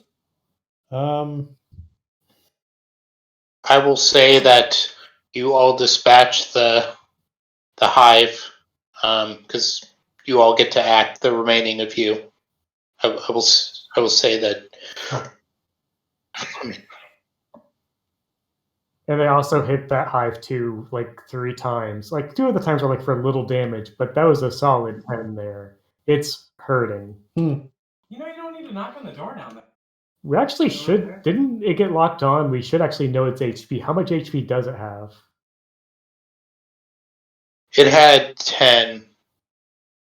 It could survive, but it's sad. I will say that for expediency, Yeah. that you wipe them out, and instead of you all possibly some through odd happenstance whiffing all your rolls and.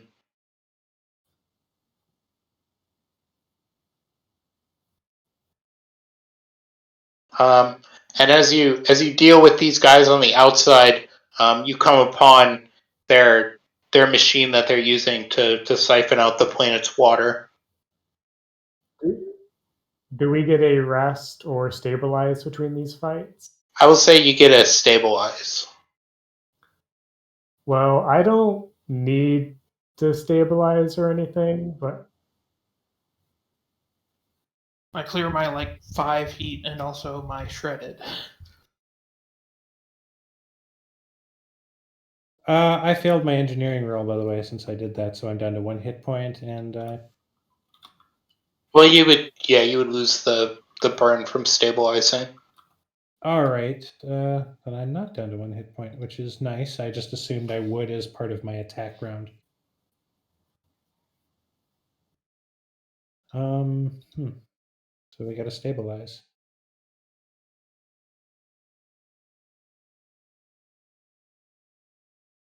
Way to not be on the right page for it.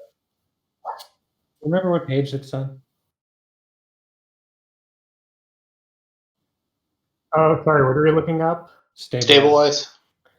Yeah, you can either spend a repair and heal all damage, or clear all heat, and then you can reload or remove. Yeah. I'll spend a repair and clear all that damage. It's almost like I never even got touched.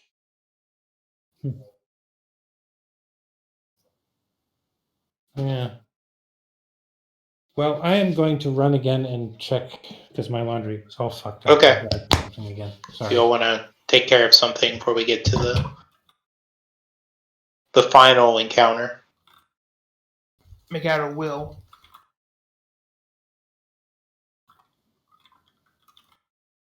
I say you're on fire on the water planet.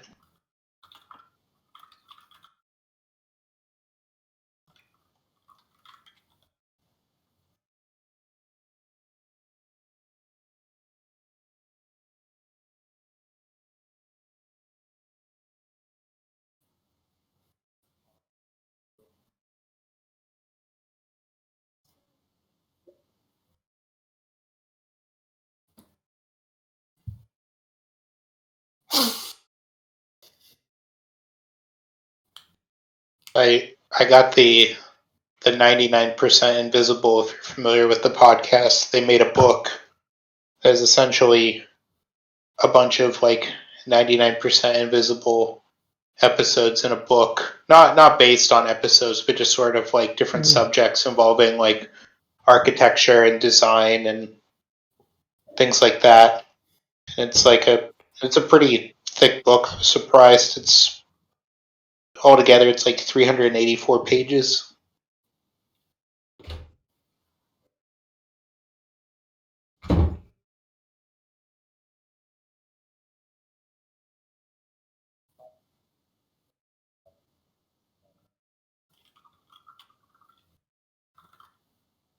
Yeah.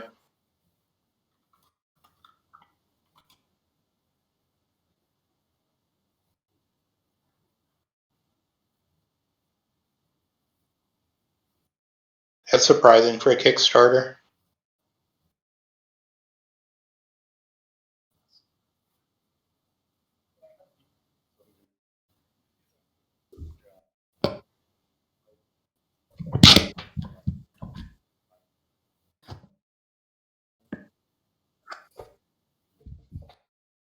Are they plastic or pewter?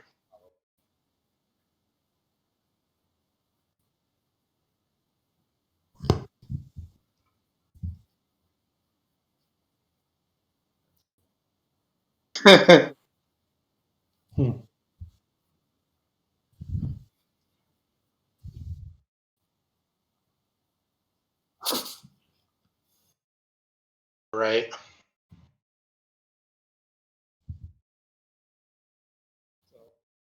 I had a friend who still works in like manufacturing in like Hong Kong and Shenzhen, stuff like that. He's from Hong Kong, and he was just telling me like he's like, yeah, it's pretty much the Wild West out there still. And he said there's still like chemical factories that's like Breaking Bad.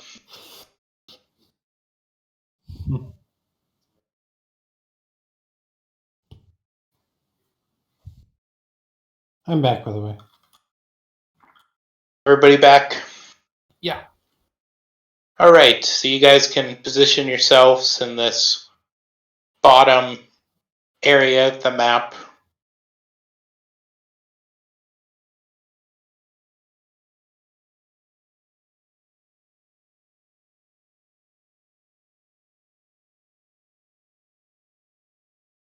Yeah, I'm around.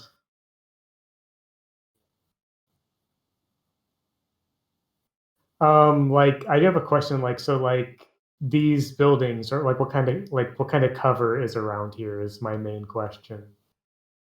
The drums will offer full cover. These will offer partial cover. The cabling. How far down is the bottom? What's the top end of I can go?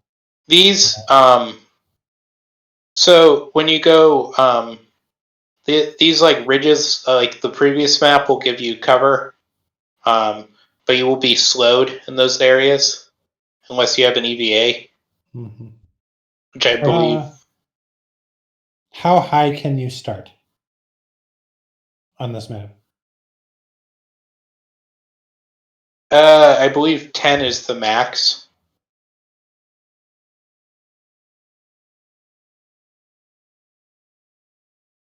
If you have an EVA. No, I mean how far from the bottom? Yeah. I would say to the T section. So just okay. one hex below where you are. Let me see. I'm not entirely sure exactly where I want to go in it, but I get this feeling that I should, even if I'm not going to start with the popping it, I should probably at least move myself into a flanking position before starting it. So if I have to hit anybody on my team, it has to go through a bunch of other people first. I'm very happy to like stand in this nice shaded trees over here, just chill in them. Again, well that either that or like I'm sorry, do like either that or like maybe like here because that like gives the really good cover, but it is closer, so it's kind of a trade-off.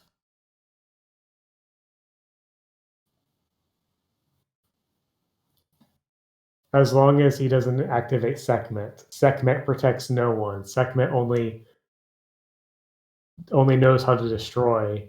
Incidentally, if Sekhmet's activated, do not use your core active on Punchdrunk.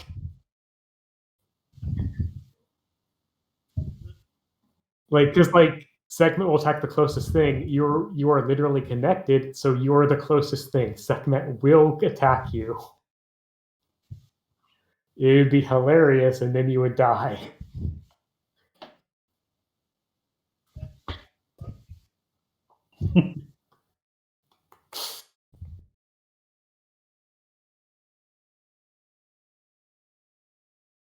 Wait a second, let me check. Oh wait. I'm actually going to have to start over near where the bastion is actually because I can reach it. Being able to reach an enemy is a very good reason to start in a place. Yeah.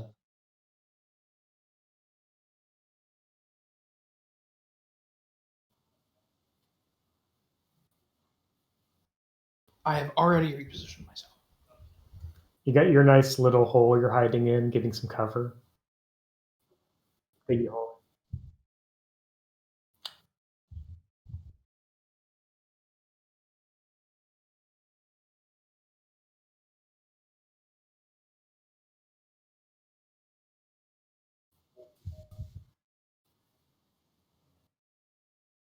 As always, I do enjoy dropping missiles on enemies.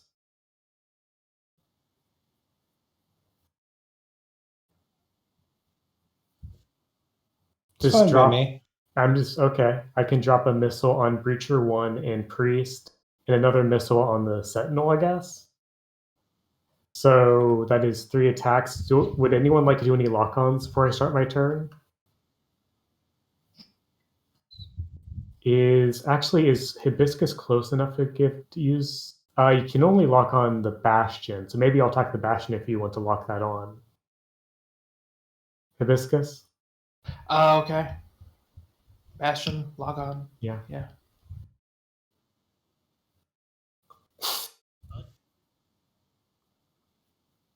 Actually, can I get a lock on like a Breacher 1 or Priest 1 because I want to attack that 2 cluster because then I get to attack 3.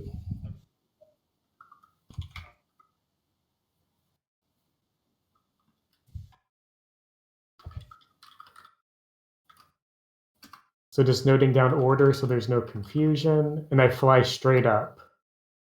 Before that, I use my Black Thumb Rodeo and give myself 2 overshield. Roll 1d20 plus 3 plus 2d6, keep 1. That is the Priest. That is the Breacher. That is the Bastion. Only 1 crit this time. I'm sorry, friends. That'll hit all 3. Okay. Again, first 2 numbers are standard damage, and the number shows is critical. So that is 7 damage to the Priest and the Bastion, and 9 damage to the Breacher. Does it ignore armor? It ignores the armor on the Breacher and the Bastion, but not the Priest. And it also ignores resistance, if that's a factor.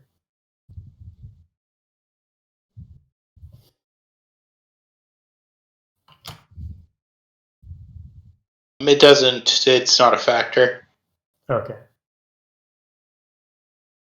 So yeah, 7 damage to Priest and Bastion, and 9 to Breacher, and that's pretty much my turn. Just and I have Flicker Field now. Maybe I should make a little icon for Flicker Field so everyone knows that I'm just sparkling and shining in the air.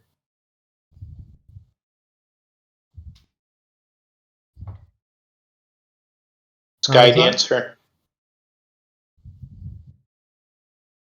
With some nice wings, I don't know. And that's my turn.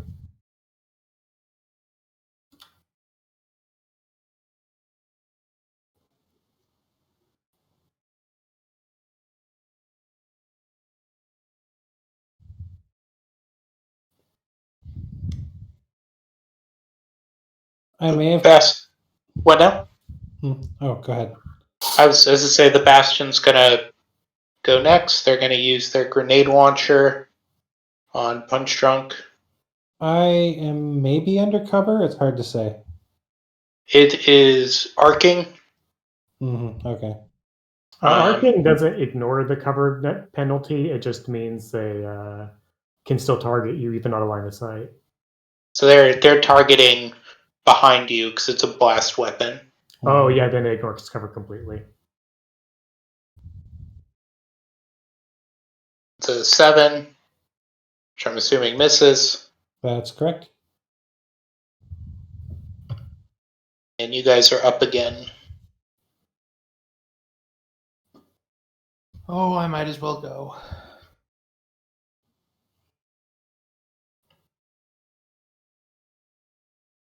If you get more than 5 spaces away from me, I can activate segment next round or in my next turn. As of right now, I have to wait until after I close with the Bastion. Otherwise, I will not close with the Bastion. Everyone just run as far away from Punchdrunk as possible, doing the opposite of protecting teammates. I should have probably started in T2 instead of this one. I didn't think that.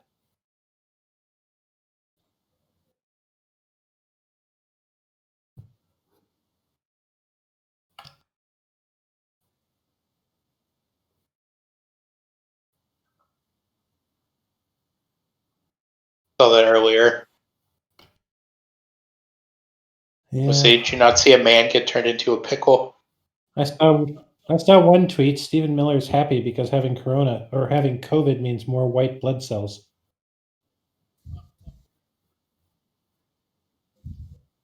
That's pretty funny. So who is going? Either Hibiscus, Punchdrunk, or Proteus can go. Go before me.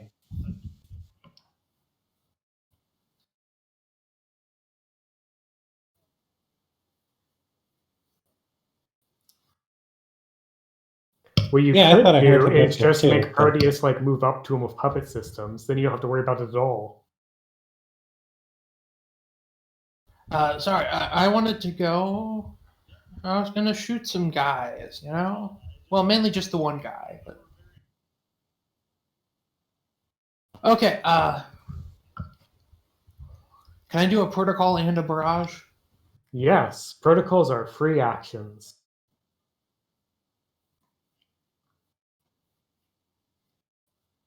Oh, by the way, before I forget, technically my pilot is on top of my mech and targetable right now. So if you want to like be spicy and shoot my pilot, you can totally do that. So your mech counts as being invisible, but does the pilot count as being invisible for targeting purposes? Of course not. That'd be ridiculous. Say it's just like the latest episode of... No, it wasn't the latest episode of Lower Decks. It was a couple episodes ago, but... It is like worth noting, if you hit my pilot, they won't die. They'll just be forced back into the mech. It's to stop me from doing the rodeo. It's not to like put myself in danger. Which still might be worth it if you like just want to stop me having a good time. But I just wanted to note that because that is something you can do. Okay, continue. Okay, I'm going to activate Destruction of the Temple of the Enemies of Ra, since might as well. You now have resistance to heat and a lovely die that says time to explode.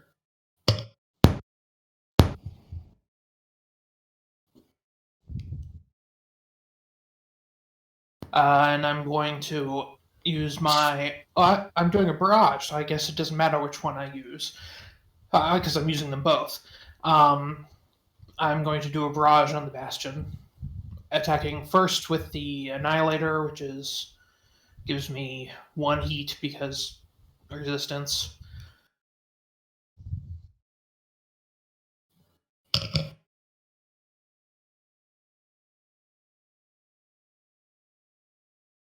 That seems like it hits. That is Yes, a okay. critical hit, even.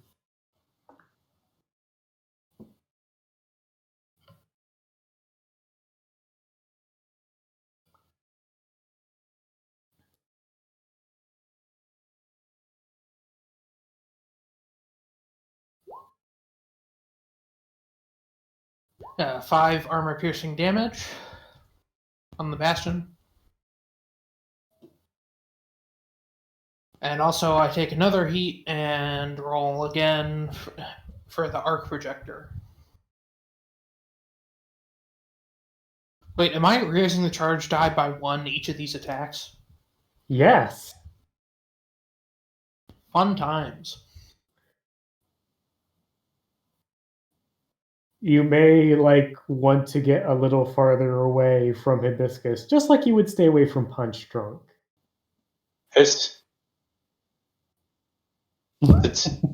team social distancing. Yeah, something I've kind of noticed is you will probably never use your core active because you will just get fried or killed by whoever you attach to. It's another critical. It would be very good if our team wasn't the team that it is. But as it is, it doesn't do anything. It would be pretty good on Blackbeard if it wasn't for Segment. But the problem is Segment's actually worth it. Like, Yeah, I gotta say that's been pretty damn good. I was tempted to build around to go around and do the Vlad drill, which was a lot of rebuilding, and it's really good, but I don't know if it's as good as this. You can always 4 do non-armor both. piercing to the Bastion. Okay.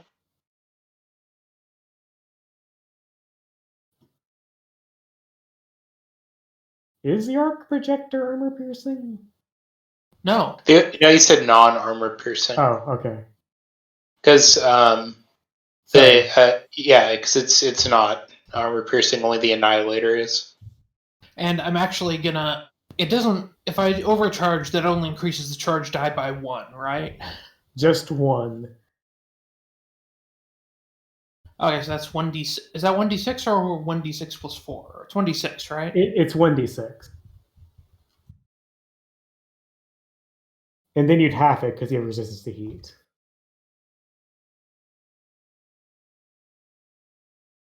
Shit. Well, I take 3 heat and another on the charge die, and I'm going to move. What's your That's- heat currently at?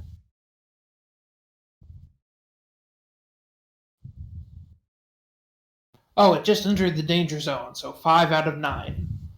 Nice. Now you can use Nuclear Cavalier. Yes.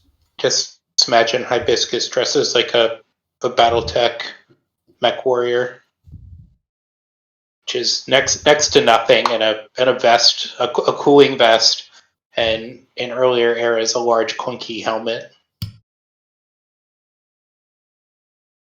I like to imagine that the people who overheat regularly operate from an indoor pool.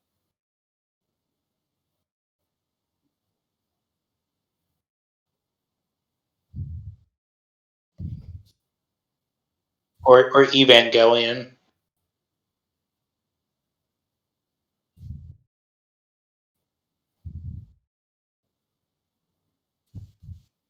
So, Punchdrunk, you should move away from me, maybe? Oh, I'm going towards the Bastions first chance I get. Unfortunately, I'm not going under protocols, but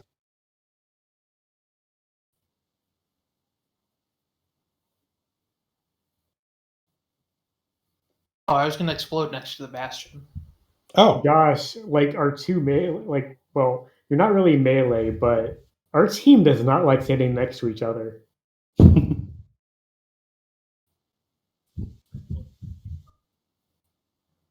Why don't you get on the right side of the guy, and I'll run up to a space away on the how left. far can you move people? 6? Well, I guess you can put me close up to the Sentinel. I don't mind taking heat. Get me close to the Sentinel, then I guess. I should be able to. And then I'll move into it actually on my turn. So.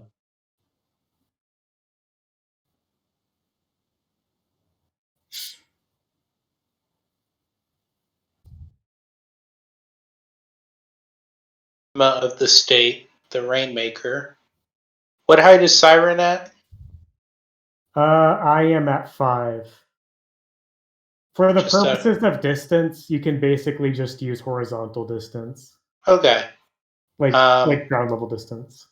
So Rainmaker 2 is going to fire off 3 attacks.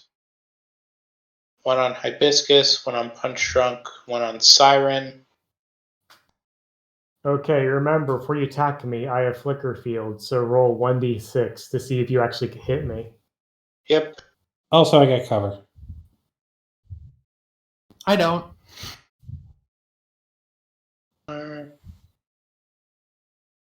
So higher low for Siren. 1 to 3 miss. Boo. You still have to roll to hit me, so I'm Yes. not necessarily hit yet. So 15 on Hibiscus. 15 on Punchdrunk. That with cover? 20 on Siren. Oh yes, and for Punchdrunk, Yeah, that's a 14. That'll hit. How much damage is it? 14? Yeah, instead of being 15, it's 14. Oh, so yeah, I forgot you're the right. I'm sorry. disadvantage. Yeah. So that's 4 damage to all of you, Righto. and knockback 1. So they will knock back Hibiscus to here, Punchdrunk to here, and they'll leave Siren where they are. So I can't actually I didn't actually realize like the Rainmakers were. I can't select them. Oh, So that's like I wasn't even thinking about them. I didn't know there were Rainmakers on the field. it's only I could select them. Yeah, thank you.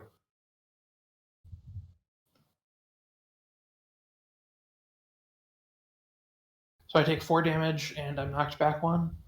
Yes, I already knocked you back.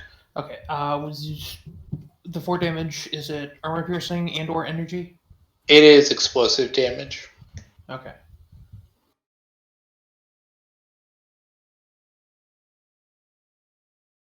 So my armor is fine. Yeah. Or yeah, my armor. Yeah. Okay. All right, you guys are up. Where are you going to move me?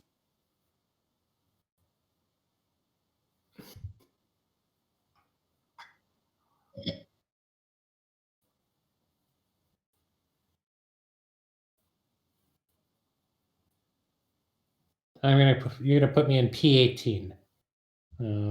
Is that there? We are. I could have done it myself, obviously, but you know.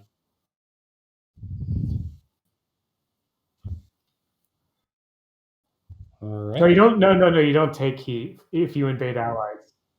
Yeah, that's specifically in the rules, and like this is actually like a mechanical thing. They really don't want you to be able to heat up allies in general. They're actually more worried about people abusing it in some weird way.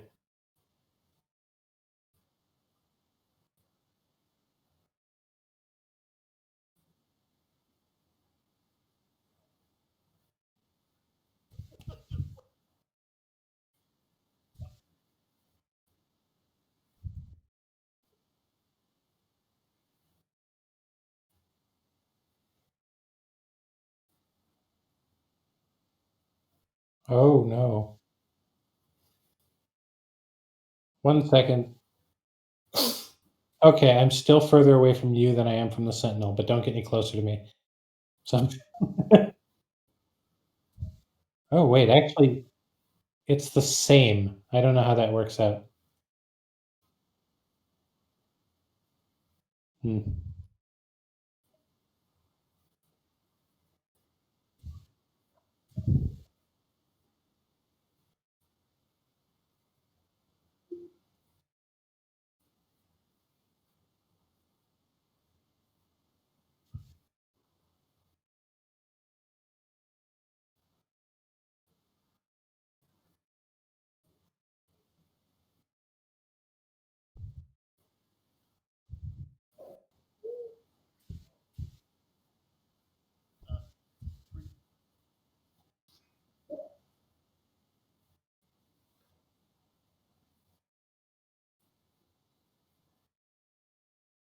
The priest first. Good.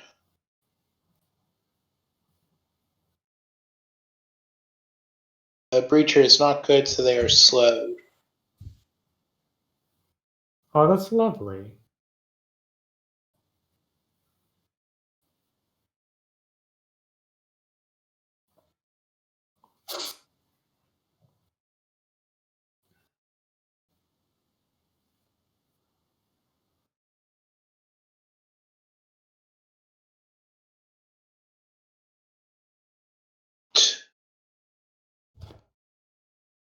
Sentinel.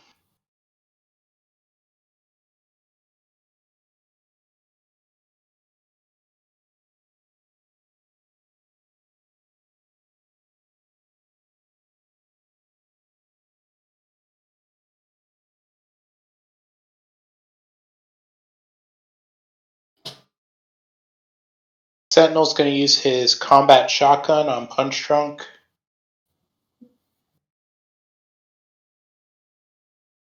So that is a 7, That'll which miss. misses.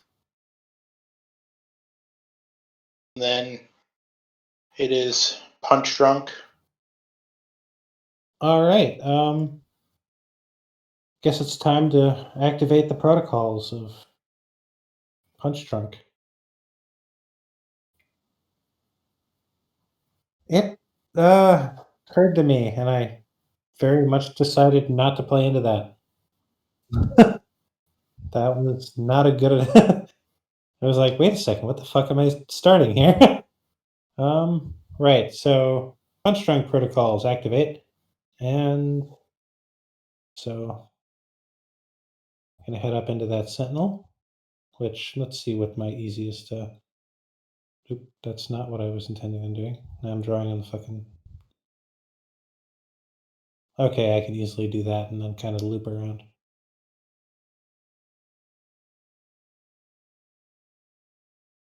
Here, time for attacks. So, crit and a 9. On the Sentinel, the crit and both of those attacks will hit. Okay. So, well, 5 damage armor piercing, 9 damage kinetic. And then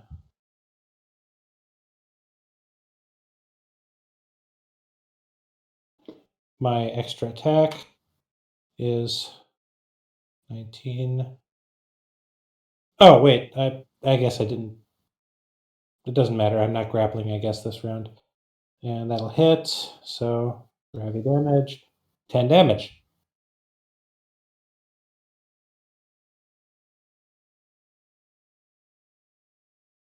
$24 damage in total. I'll take out a structure. Do you ever just think about how good Sekhmet is?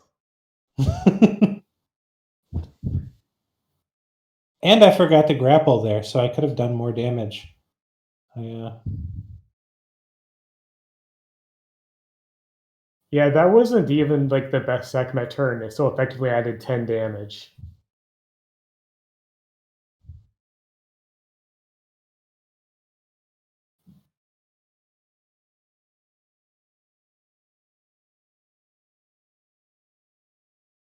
Oh, wait, I actually forgot to roll crit damage for my first attack, but Yeah, and you get bonus dice on it because Sekhmet. the original attack was better in damage. But Well, yeah, but you also but then the extra 2d6 1 drop 1 from Sekhmet. Get your bonus damage.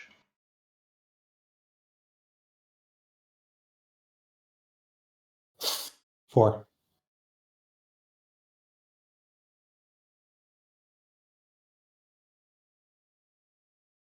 Thank you, Sekhmet.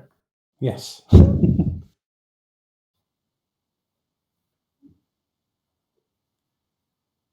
Hey, Oh, yeah, you're offering helpful suggestions to Sekhmet as you're like when going you told me crazy. about macros, so I actually did like 6 or 5 of them, and it very much plays into the role of my bot right now, which is literally just operating on macros.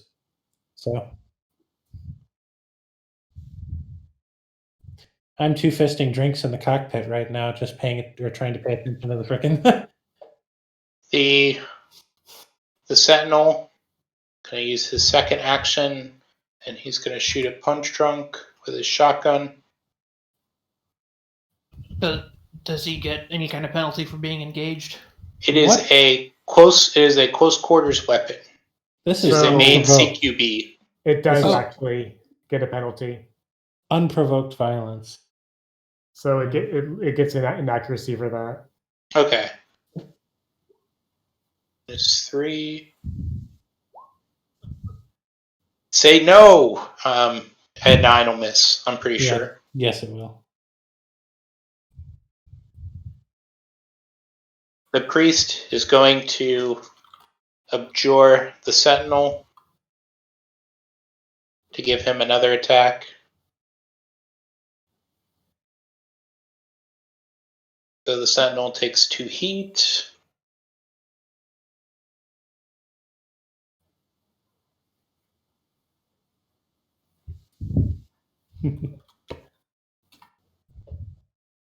And that is -1, so it's a 19. Actually, it's a 20. Because no, +1, so that is an 18. So he will hit with his shotgun for 6 damage on Punchdrunk. All right.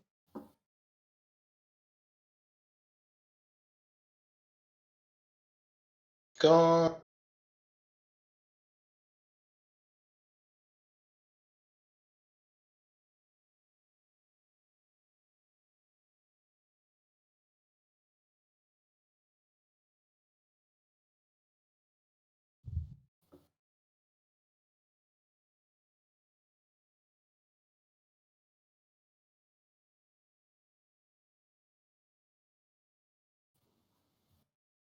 And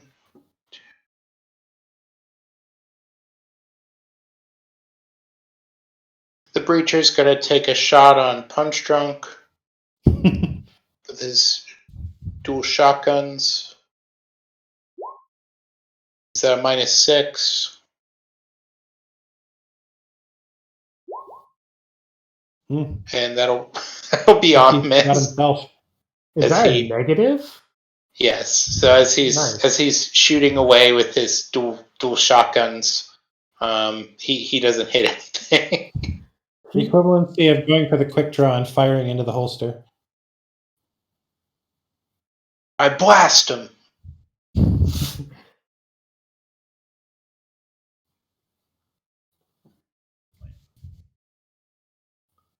This other Rainmaker.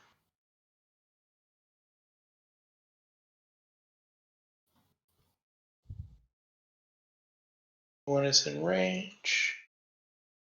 He is going to attack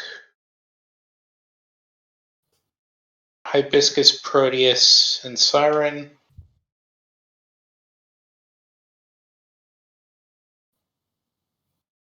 That's not very nice.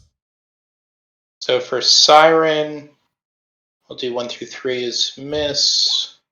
So he can't attack Siren. I actually don't get that. I only get that in the first attack of turn. So you don't. So he will be shooting I- all of you.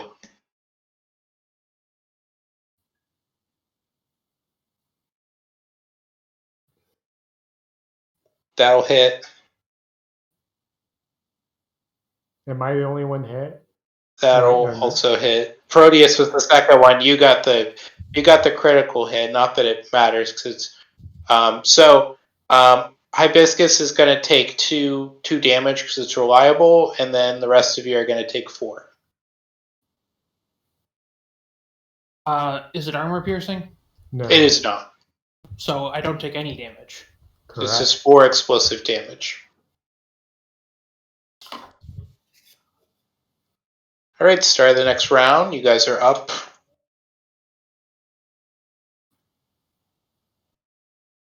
If you can move me like at least 1 square closer to this guy, that would be super amazing.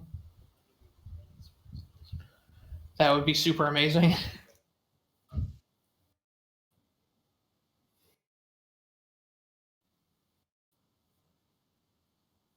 4.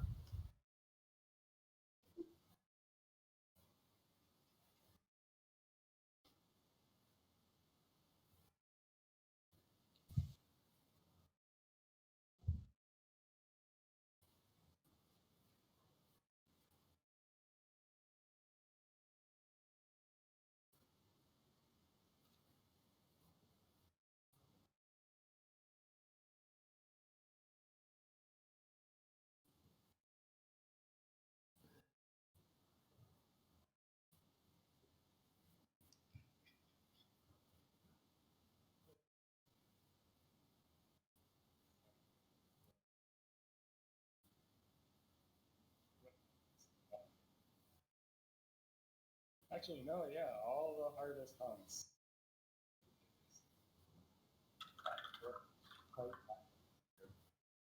Either by an actual timer or by an event to clear before the timer.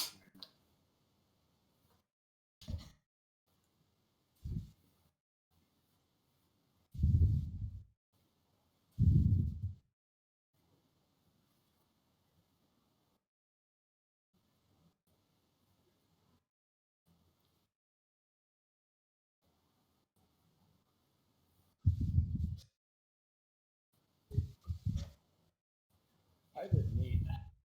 Cool.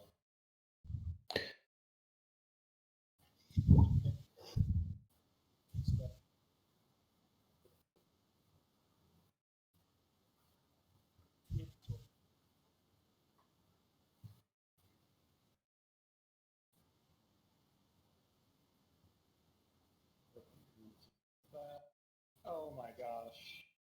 He'll let you push him.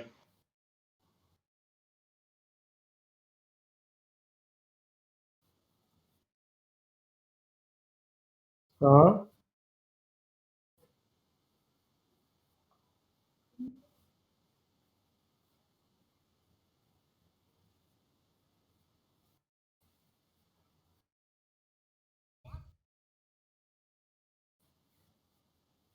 So you control his movement, and he's next to him. So That's yep. Consult with you. All right.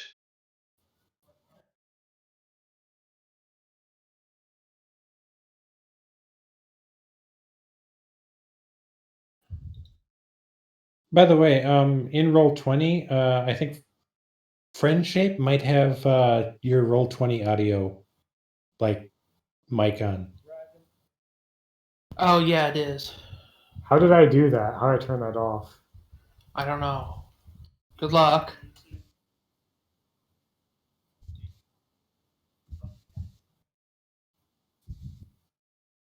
Disabled. I don't Thank even know you. if it was doing anything. I just know people thought it was irritating back when I first started using this. It I is can hear something disabled. very faint. The Bastion is going to try to take a shot at Hibiscus. Did the archer move in on me somehow? Okay. Breacher. Yeah. He breaches. I thought I just saw it happen. That's why I was. He. There's a 20. All right. As that's for 4 damage, 4 explosive damage.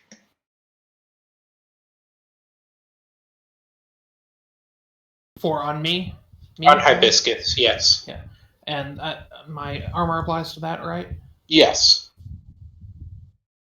Okay. Whose turn is it now? It is your guys' turn, so Hibiscus, Punchdrunk, and Siren have not gone yet. If I go, I'll probably just do my core power and hit them all with missiles. Well, that's not like time sensitive, is it? You can. I don't know.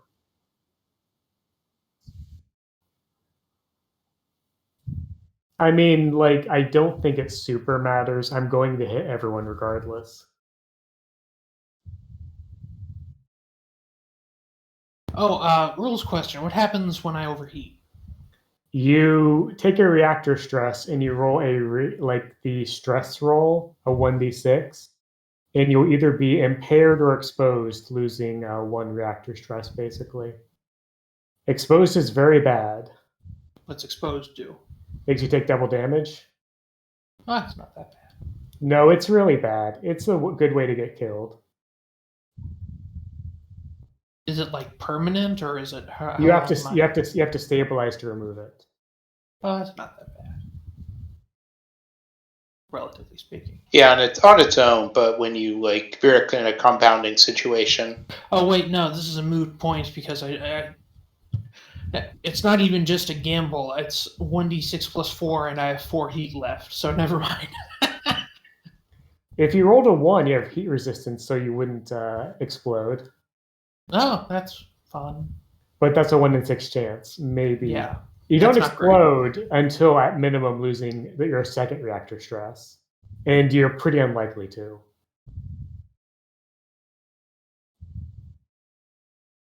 Now, when do I take, if I overcharge and overcharging overloads my reactor, do I still get the extra, Of course you do. Of course. the extra action before? Okay. So that's interesting. Yeah, there's nothing about it that would possibly rob you of an action. Okay, so here's my plan.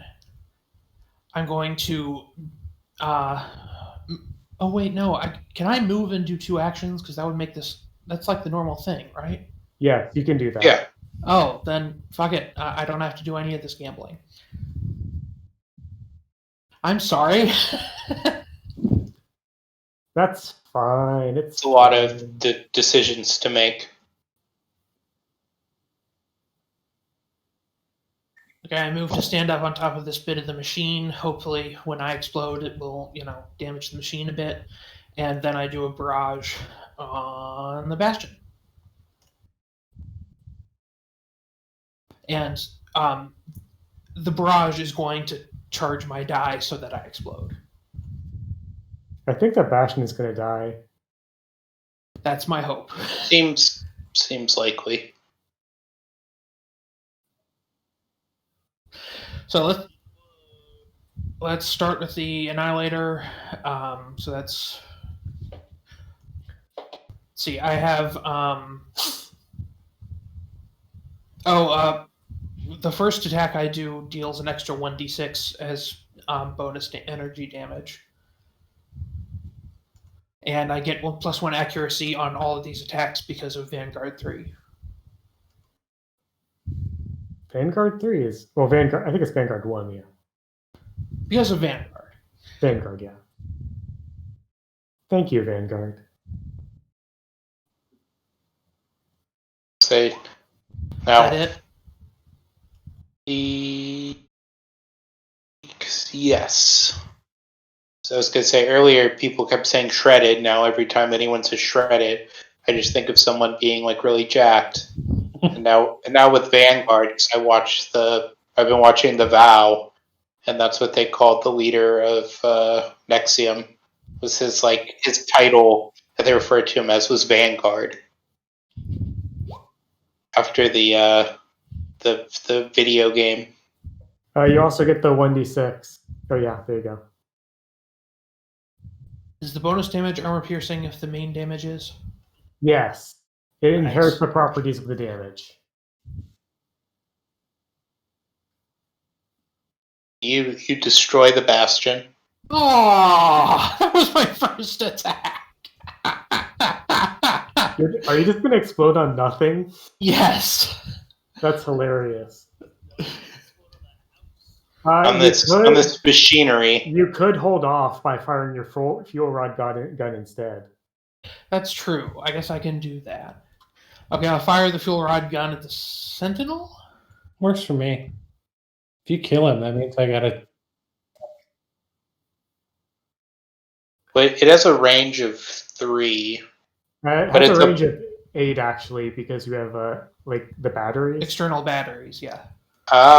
So you can attack the Rainmaker or the Sentinel. I say go for the Sentinel anyway, because one less enemy means one less turn for the DM. Yeah, okay. Always focus fire. Always focus fire.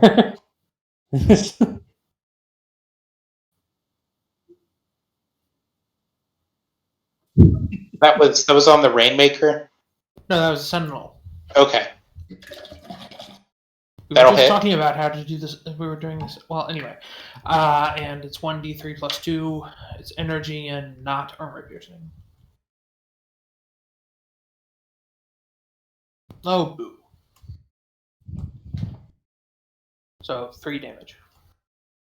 I was reading the rules on external batteries. That's why. Yeah. So I'm no longer in the danger zone. You can descend for it again. It's fine. Just like overcharge or something. A 33% chance that overheats me, though. No, because you have resistance. All right, fun times. So Rick, if the Sentinel attacks him melee with Punchdrunk due to Punchdrunk's bonus, it's still at a disadvantage, correct? Yes. So they're just going to go for the shotgun.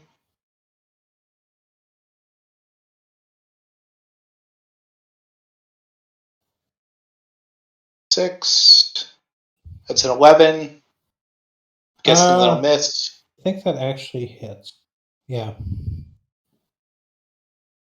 I'll hit for 6 kinetic damage.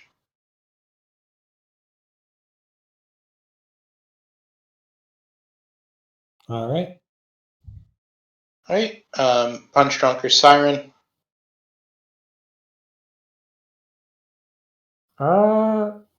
I think now would be a good time to just drop my core power, I think. So I will use my thing to clear 2 heat. My Black Thumb, yeehaw. So I clear 2 heat. And I will use my core power, which is Divine Punishment. So every enemy must make a agility save against 13. Save. And or take 1d6 plus 4 damage. That's the minimum roll. Congratulations. So the Sentinel. And if they pass, they take half damage. So he fails, so he takes 5.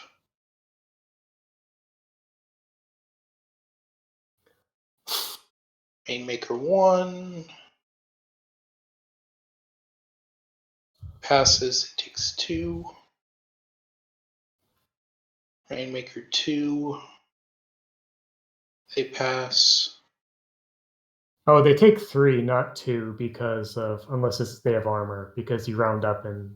No, they have armor. Okay, just checking. Nature 11. That's a failure? Yes. So that is 5. The priest seeds. So they take 3 and they're taken out. Pop. Huh.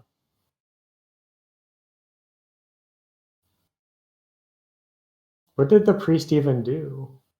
He abjured the Sentinel. He only got to act the previous round, and he gave him a bonus attack. Okay, now I will overcharge and take 1d3 heat. Nice. I love taking 3, the maximum number. That's my favorite number. I'll also move. I don't think I moved yet. I'll move, I don't know, here. And I get back my flicker field.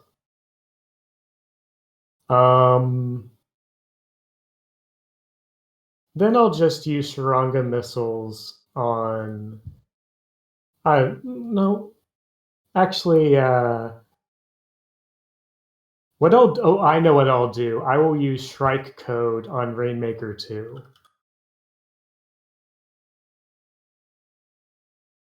What's my Tic Tac plus 4? That's a 17. Does that hit? That'll hit. So, Rainmaker 2, whenever they make an attack roll, they take 2 heat. They also take 2 heat just from it being an invade. So, if it attacks us, it'll take 6 heat. Good luck, Rainmaker 2. And that's my turn. if Rainmaker 2 attacks 3 people, they will take 6 heat.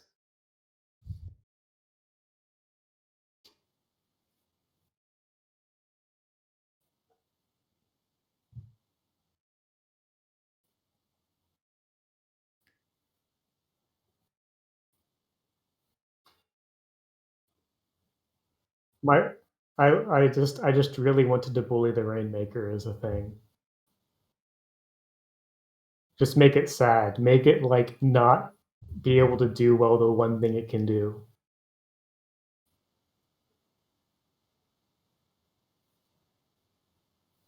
I have not. I mean, I wasn't. No, you should use it anyways, but I didn't use any this turn. Yeah, no, they're good. Always like it's free accuracy. There's no like it's just good stuff. It's fun to just press the hack button on the enemies. I can see why you enjoy it. But So- the thing is, yes. I was just gonna say the Breacher is he's able to move on his own, correct? Or are you? All right, so he's gonna go. Can you move him to like maybe I-19 or so? Because I want to, on my turn, I want to move to I-17 and explode. Well, In he might burst die 2. before then. Oh, okay.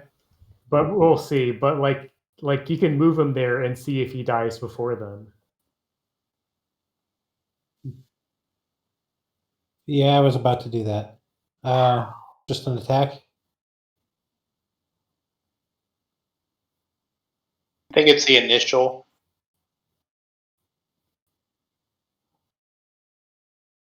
That'll I don't know hit. if we get that accuracy. What was the accuracy? Oh wait, no, I don't. It should just be a But 10. it'll It should be hit a though. 9. Yeah. Okay. 8 damage. Kinetic.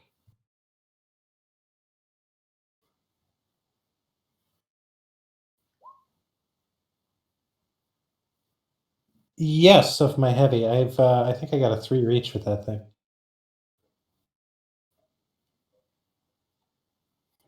Yeah.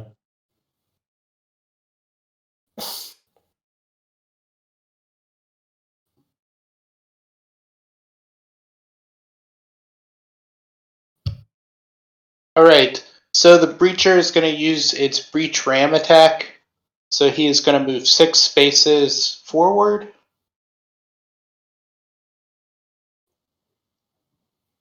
Six. It does it not. actually does. No, it should, because like slowed affects all movement that isn't standard movement. So he actually can't move from that spot because his one move was used because he was slowed. Even though it's a quick action? Correct. It's any movement attached to anything other than the standard move.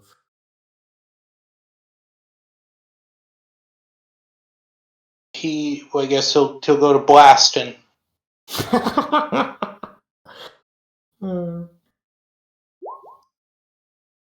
17 minus 5.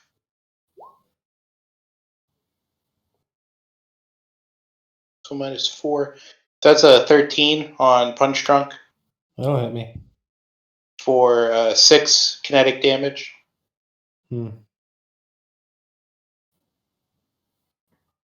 Now Punchdrunk is up to go into Berserker mode. Yeah, this should be interesting. Yeah, so the key here is slowed messes up a lot of enemy game plans. Which it did. So, starting on the Sentinel, I suppose. So, 14 and unfortunately no crits there, but I think both hit. Yes. So, 4 armor piercing, 8 kinetic.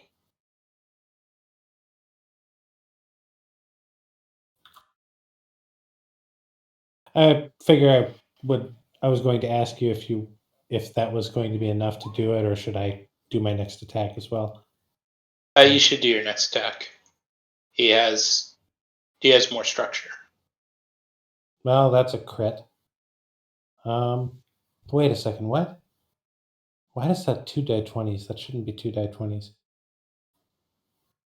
Just take the higher one for now. Yeah. And that's 10 damage.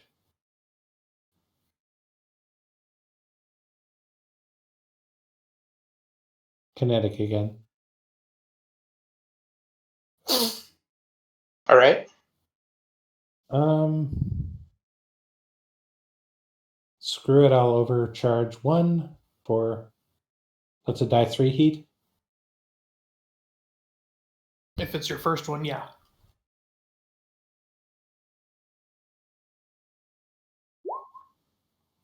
Oh, it's just 1. Okay, yeah. And I'm going to hit him again. Because why the hell not? It should be just the first attack. Wait a second. What the hell is going on with that? Okay. Yeah, I messed up my macro. I'm going to.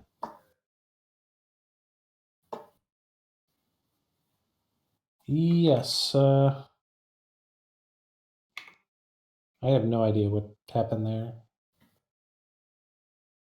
Macros are like that. Oh, what the hell? He can be A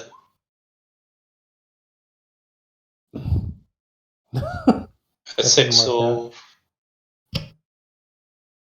An 8. So an 8 will hit. Oh, look at that. Congratulations.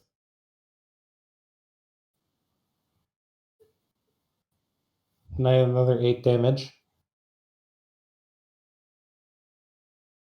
That guy's got a lot of health. The sponge. There's definitely been some veterans and elites or something. I don't know exactly who is which.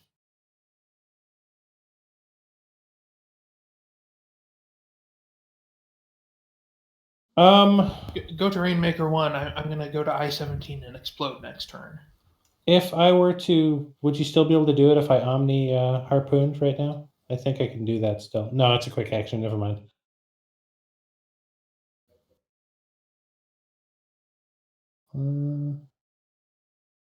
Yeah, aren't you like out of actions? Yeah. Yeah. You even overcharge to get like the maximum. I can't overcharge more than once in a round, can I? You can only overcharge once. Yeah, I figured as Yeah. well. So I'm done. There are some builds that could do silly things if they could overcharge more than once a turn.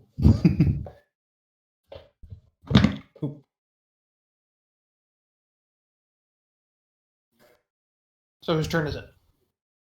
It is the enemy's turns to finish out the round.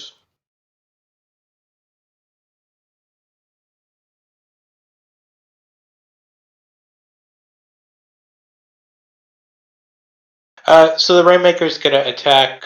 Rainmaker 1 is the one that is the one that doesn't have the heat thing, so he's going to attack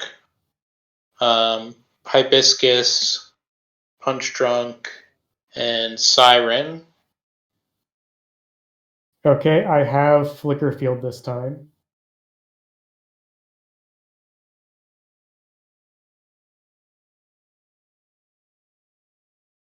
Siren. So I'll go through. Come on, just roll a 1 to 3. It's fine. Fine. Hit on Hibiscus. Oh, shit. I will not hit on Punchdrunk. Hey, I kind of forgot some stuff, but when you're done. Okay. And then, so Hibiscus is going to take 4, and everybody else is going to take 2. Okay, got it. Okay. So 2 damage, 1 damage now. I got I should have got 2 extra attacks for half damage. Because of execution. Oh, because of executioner, that's right. Okay, 1 extra attack. 1 extra attack for half damage. Also, for my crits, I'm supposed to deal kinetic damage to all characters and objects of my choice within threat. I don't know if I critted last Yeah, I round. don't think you've used executioner this entire time. You've been I've been- murdering things, but without executioner. I did get 1 crit last round, so I should deal 3 extra damage to someone of my choice, and I should get a half damage attack on Breacher, I think it is. I'll allow it. Okay.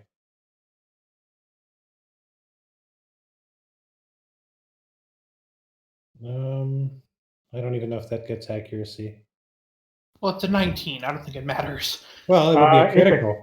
You have +3 from grit. It's a crit. Oh yeah, it is a crit. Yeah. You're right. It is a crit. A mistake. So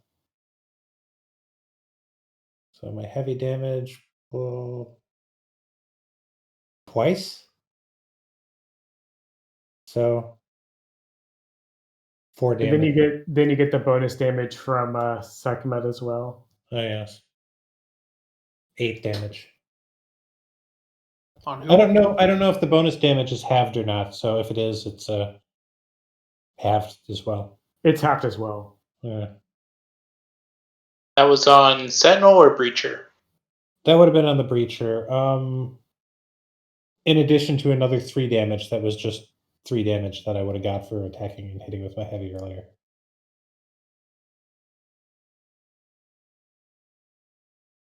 So 9 damage total.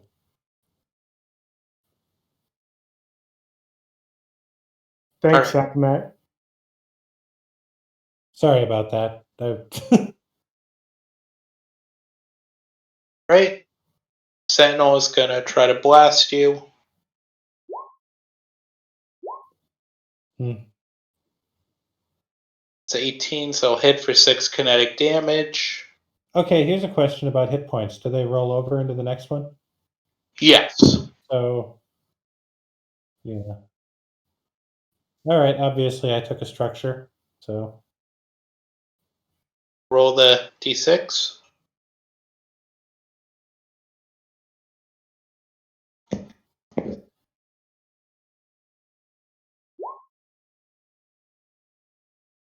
system trauma, it says.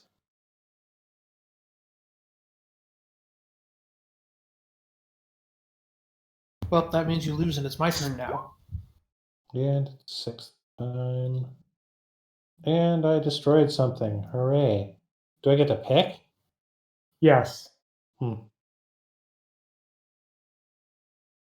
Well, that allows me to pull off some relatively low problem. And Probably my freaking Strength Suite 2, which, if I remember correctly, literally only allows me to rip shit out of the ground. I can't remember exactly what it does. Damn it.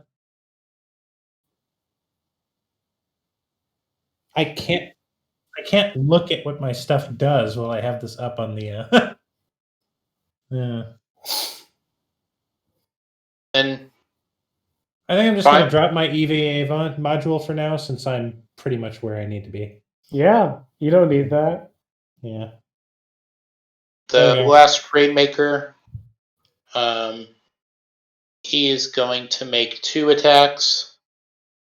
He's going to attack Hibiscus and Punchdrunk, which will get him 4 heat.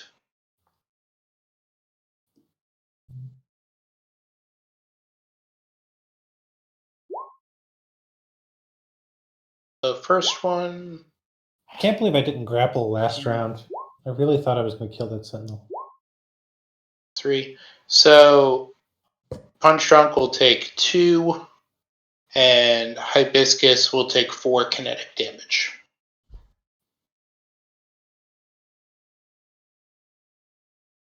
Okay. Alright, we're at the start of the next round. Can I go? I've been holding in the exploding for so long. You've got a really good explosion lined up too. You can, I think, hit 3 enemies. Like that's like ideal. Yeah. So go for it. Do it.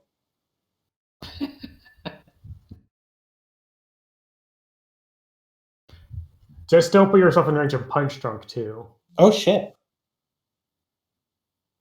No, but Hibiscus is doing it now. You'll how be big- good.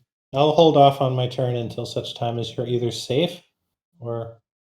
Of course, I can always just build the Yeah, program. it's a burst 2, so he should be fine. Yeah, he's out of Okay, the okay. range. Okay, that's fine. He's at the edge.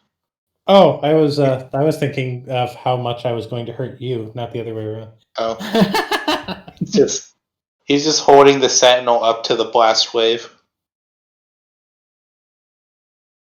Okay, so in order to activate the explosion, I have to attack somebody. You can also I'm gonna- overcharge, but you could do either. I'm just gonna attack somebody. It's fine. That's fine. Let's see. Total Strength Suite 1 is the one I should have destroyed, actually. But that's fine. 2 I want to keep. Let's see. Well, since I don't want Sentinel to die before the explosion, I won't attack them. Let's attack Rainmaker 2.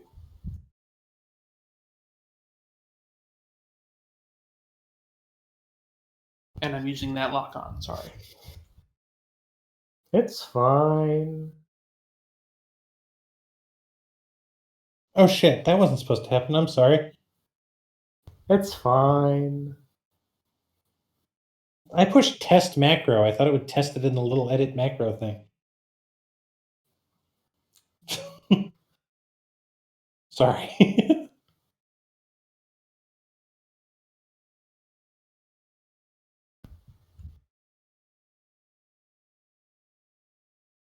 So he takes 5 armor piercing, and also because it arcs, it arcs to the other. I think it may arc to Breacher 1 as before the explosion as well.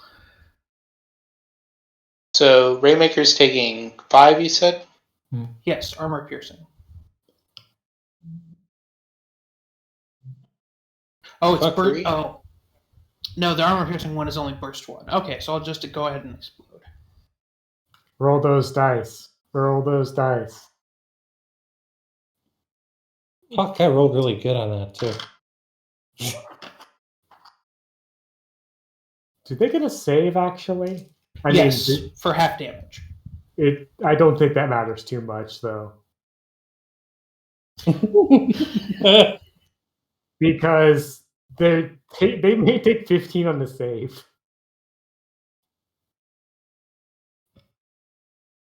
It's an engineering save, so you should. That roll is- those. That is an insane roll, by the way. All The- average or above. Well, I mean, 3 I guess is technically below, but oh, fuck that. So the Breacher and the Rainmaker are gone, regardless of what they do. They're just vaporized. There's not even The Sentinel, though, is made of tougher stuff. I've spent my entire freaking combat on this goddamn bastard. What was the target? Oh, the save target? Yeah. So Yeah. he only takes 15. Is that armor piercing too? yes. Yes.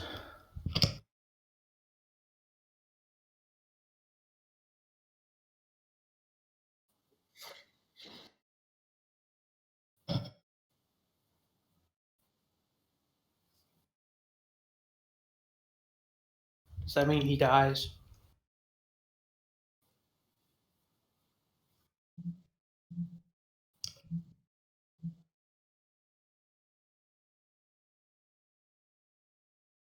Don't tell me he had don't scratch the paint or whatever. No. So yes, he's destroyed. Yes. Excellent.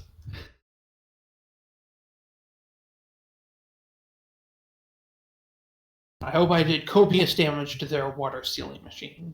The machinery from the combat, from the explosion especially, has either destroyed things outright or fried them. Hey, I'll be right back. I gotta run and check something.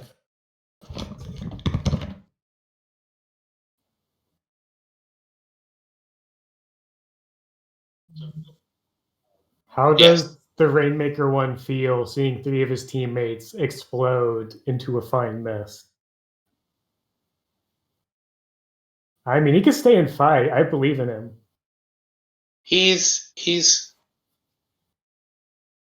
gonna rethink his rethink his life. Yes. I hear people take you as janitors, apparently. Do you get a new janitorial member or? Yes, I was about to say, he either takes the janitor job or we chase him.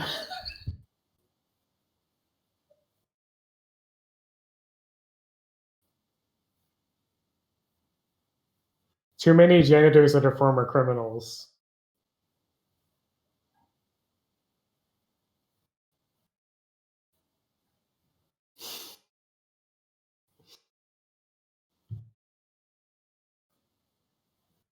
Yes, you blew most of them up. Sorry about that.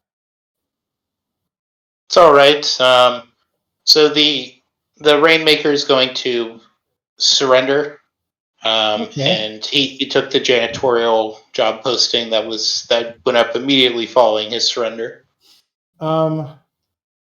Punchdrunk my mech just about started wailing on Hibiscus before I put one of my drinks down and turned off the macros. I had it set to kill. Somebody set this doll to evil.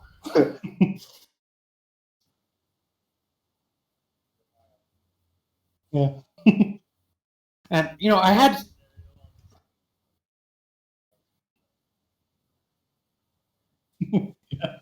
Hey, I had 6 health left. It might have been fine. You would probably live because even if what mech is destroyed, you aren't killed. That's the good news.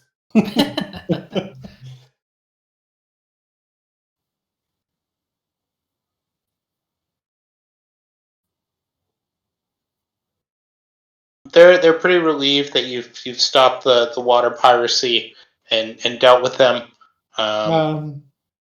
What exactly did you blow up in J18 and J19? Or K19? And I guess H18 and G15. Oh, okay. Yeah, Not so it's good. worth noting I was also just like dropping missiles. I wasn't mentioning breaking things, but I was dropping missiles that was like hitting everything around the enemies. Like we didn't mark it out, but this battlefield is cratered. On a matter Luckily, it was of all just. Oh, go on. On a matter of hypotheticals, I don't know if I can actually use my Omni Harpoon while I'm sec-meted.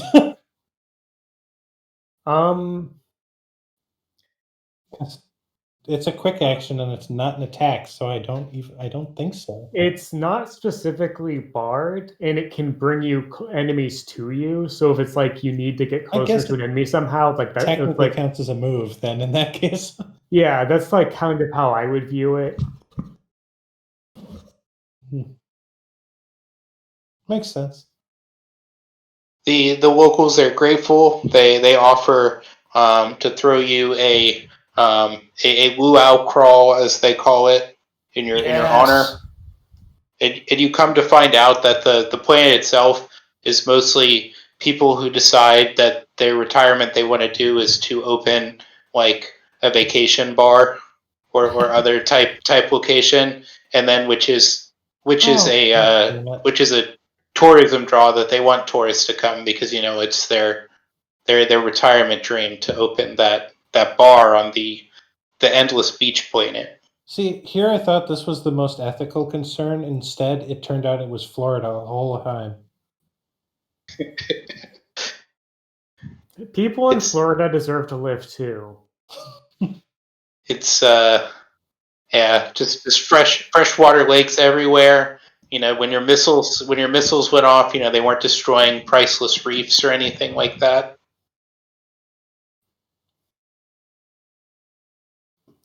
Manatees are there. It's a space manatee.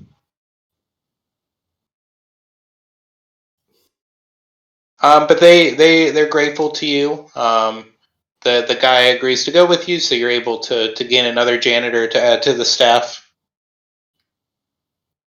The first custodian will show him the ropes. Wow, this custodian looks a lot like Saddam Hussein. I can't believe we found 2 of them.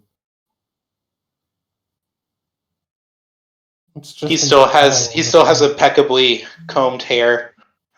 You have an inkling that he's been writing romance novels, but you haven't been able to confirm it yet. Fascinating.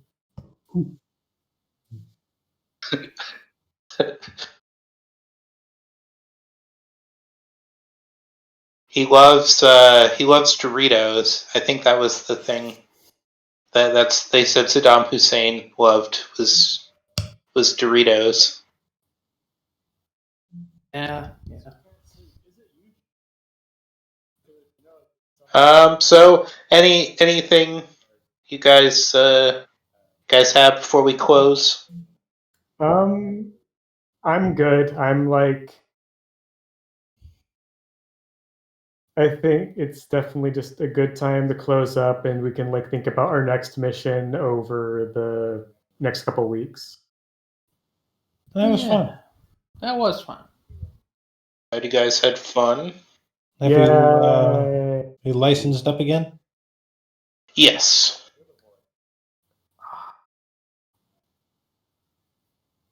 Congratulations. Did you even upload and everything?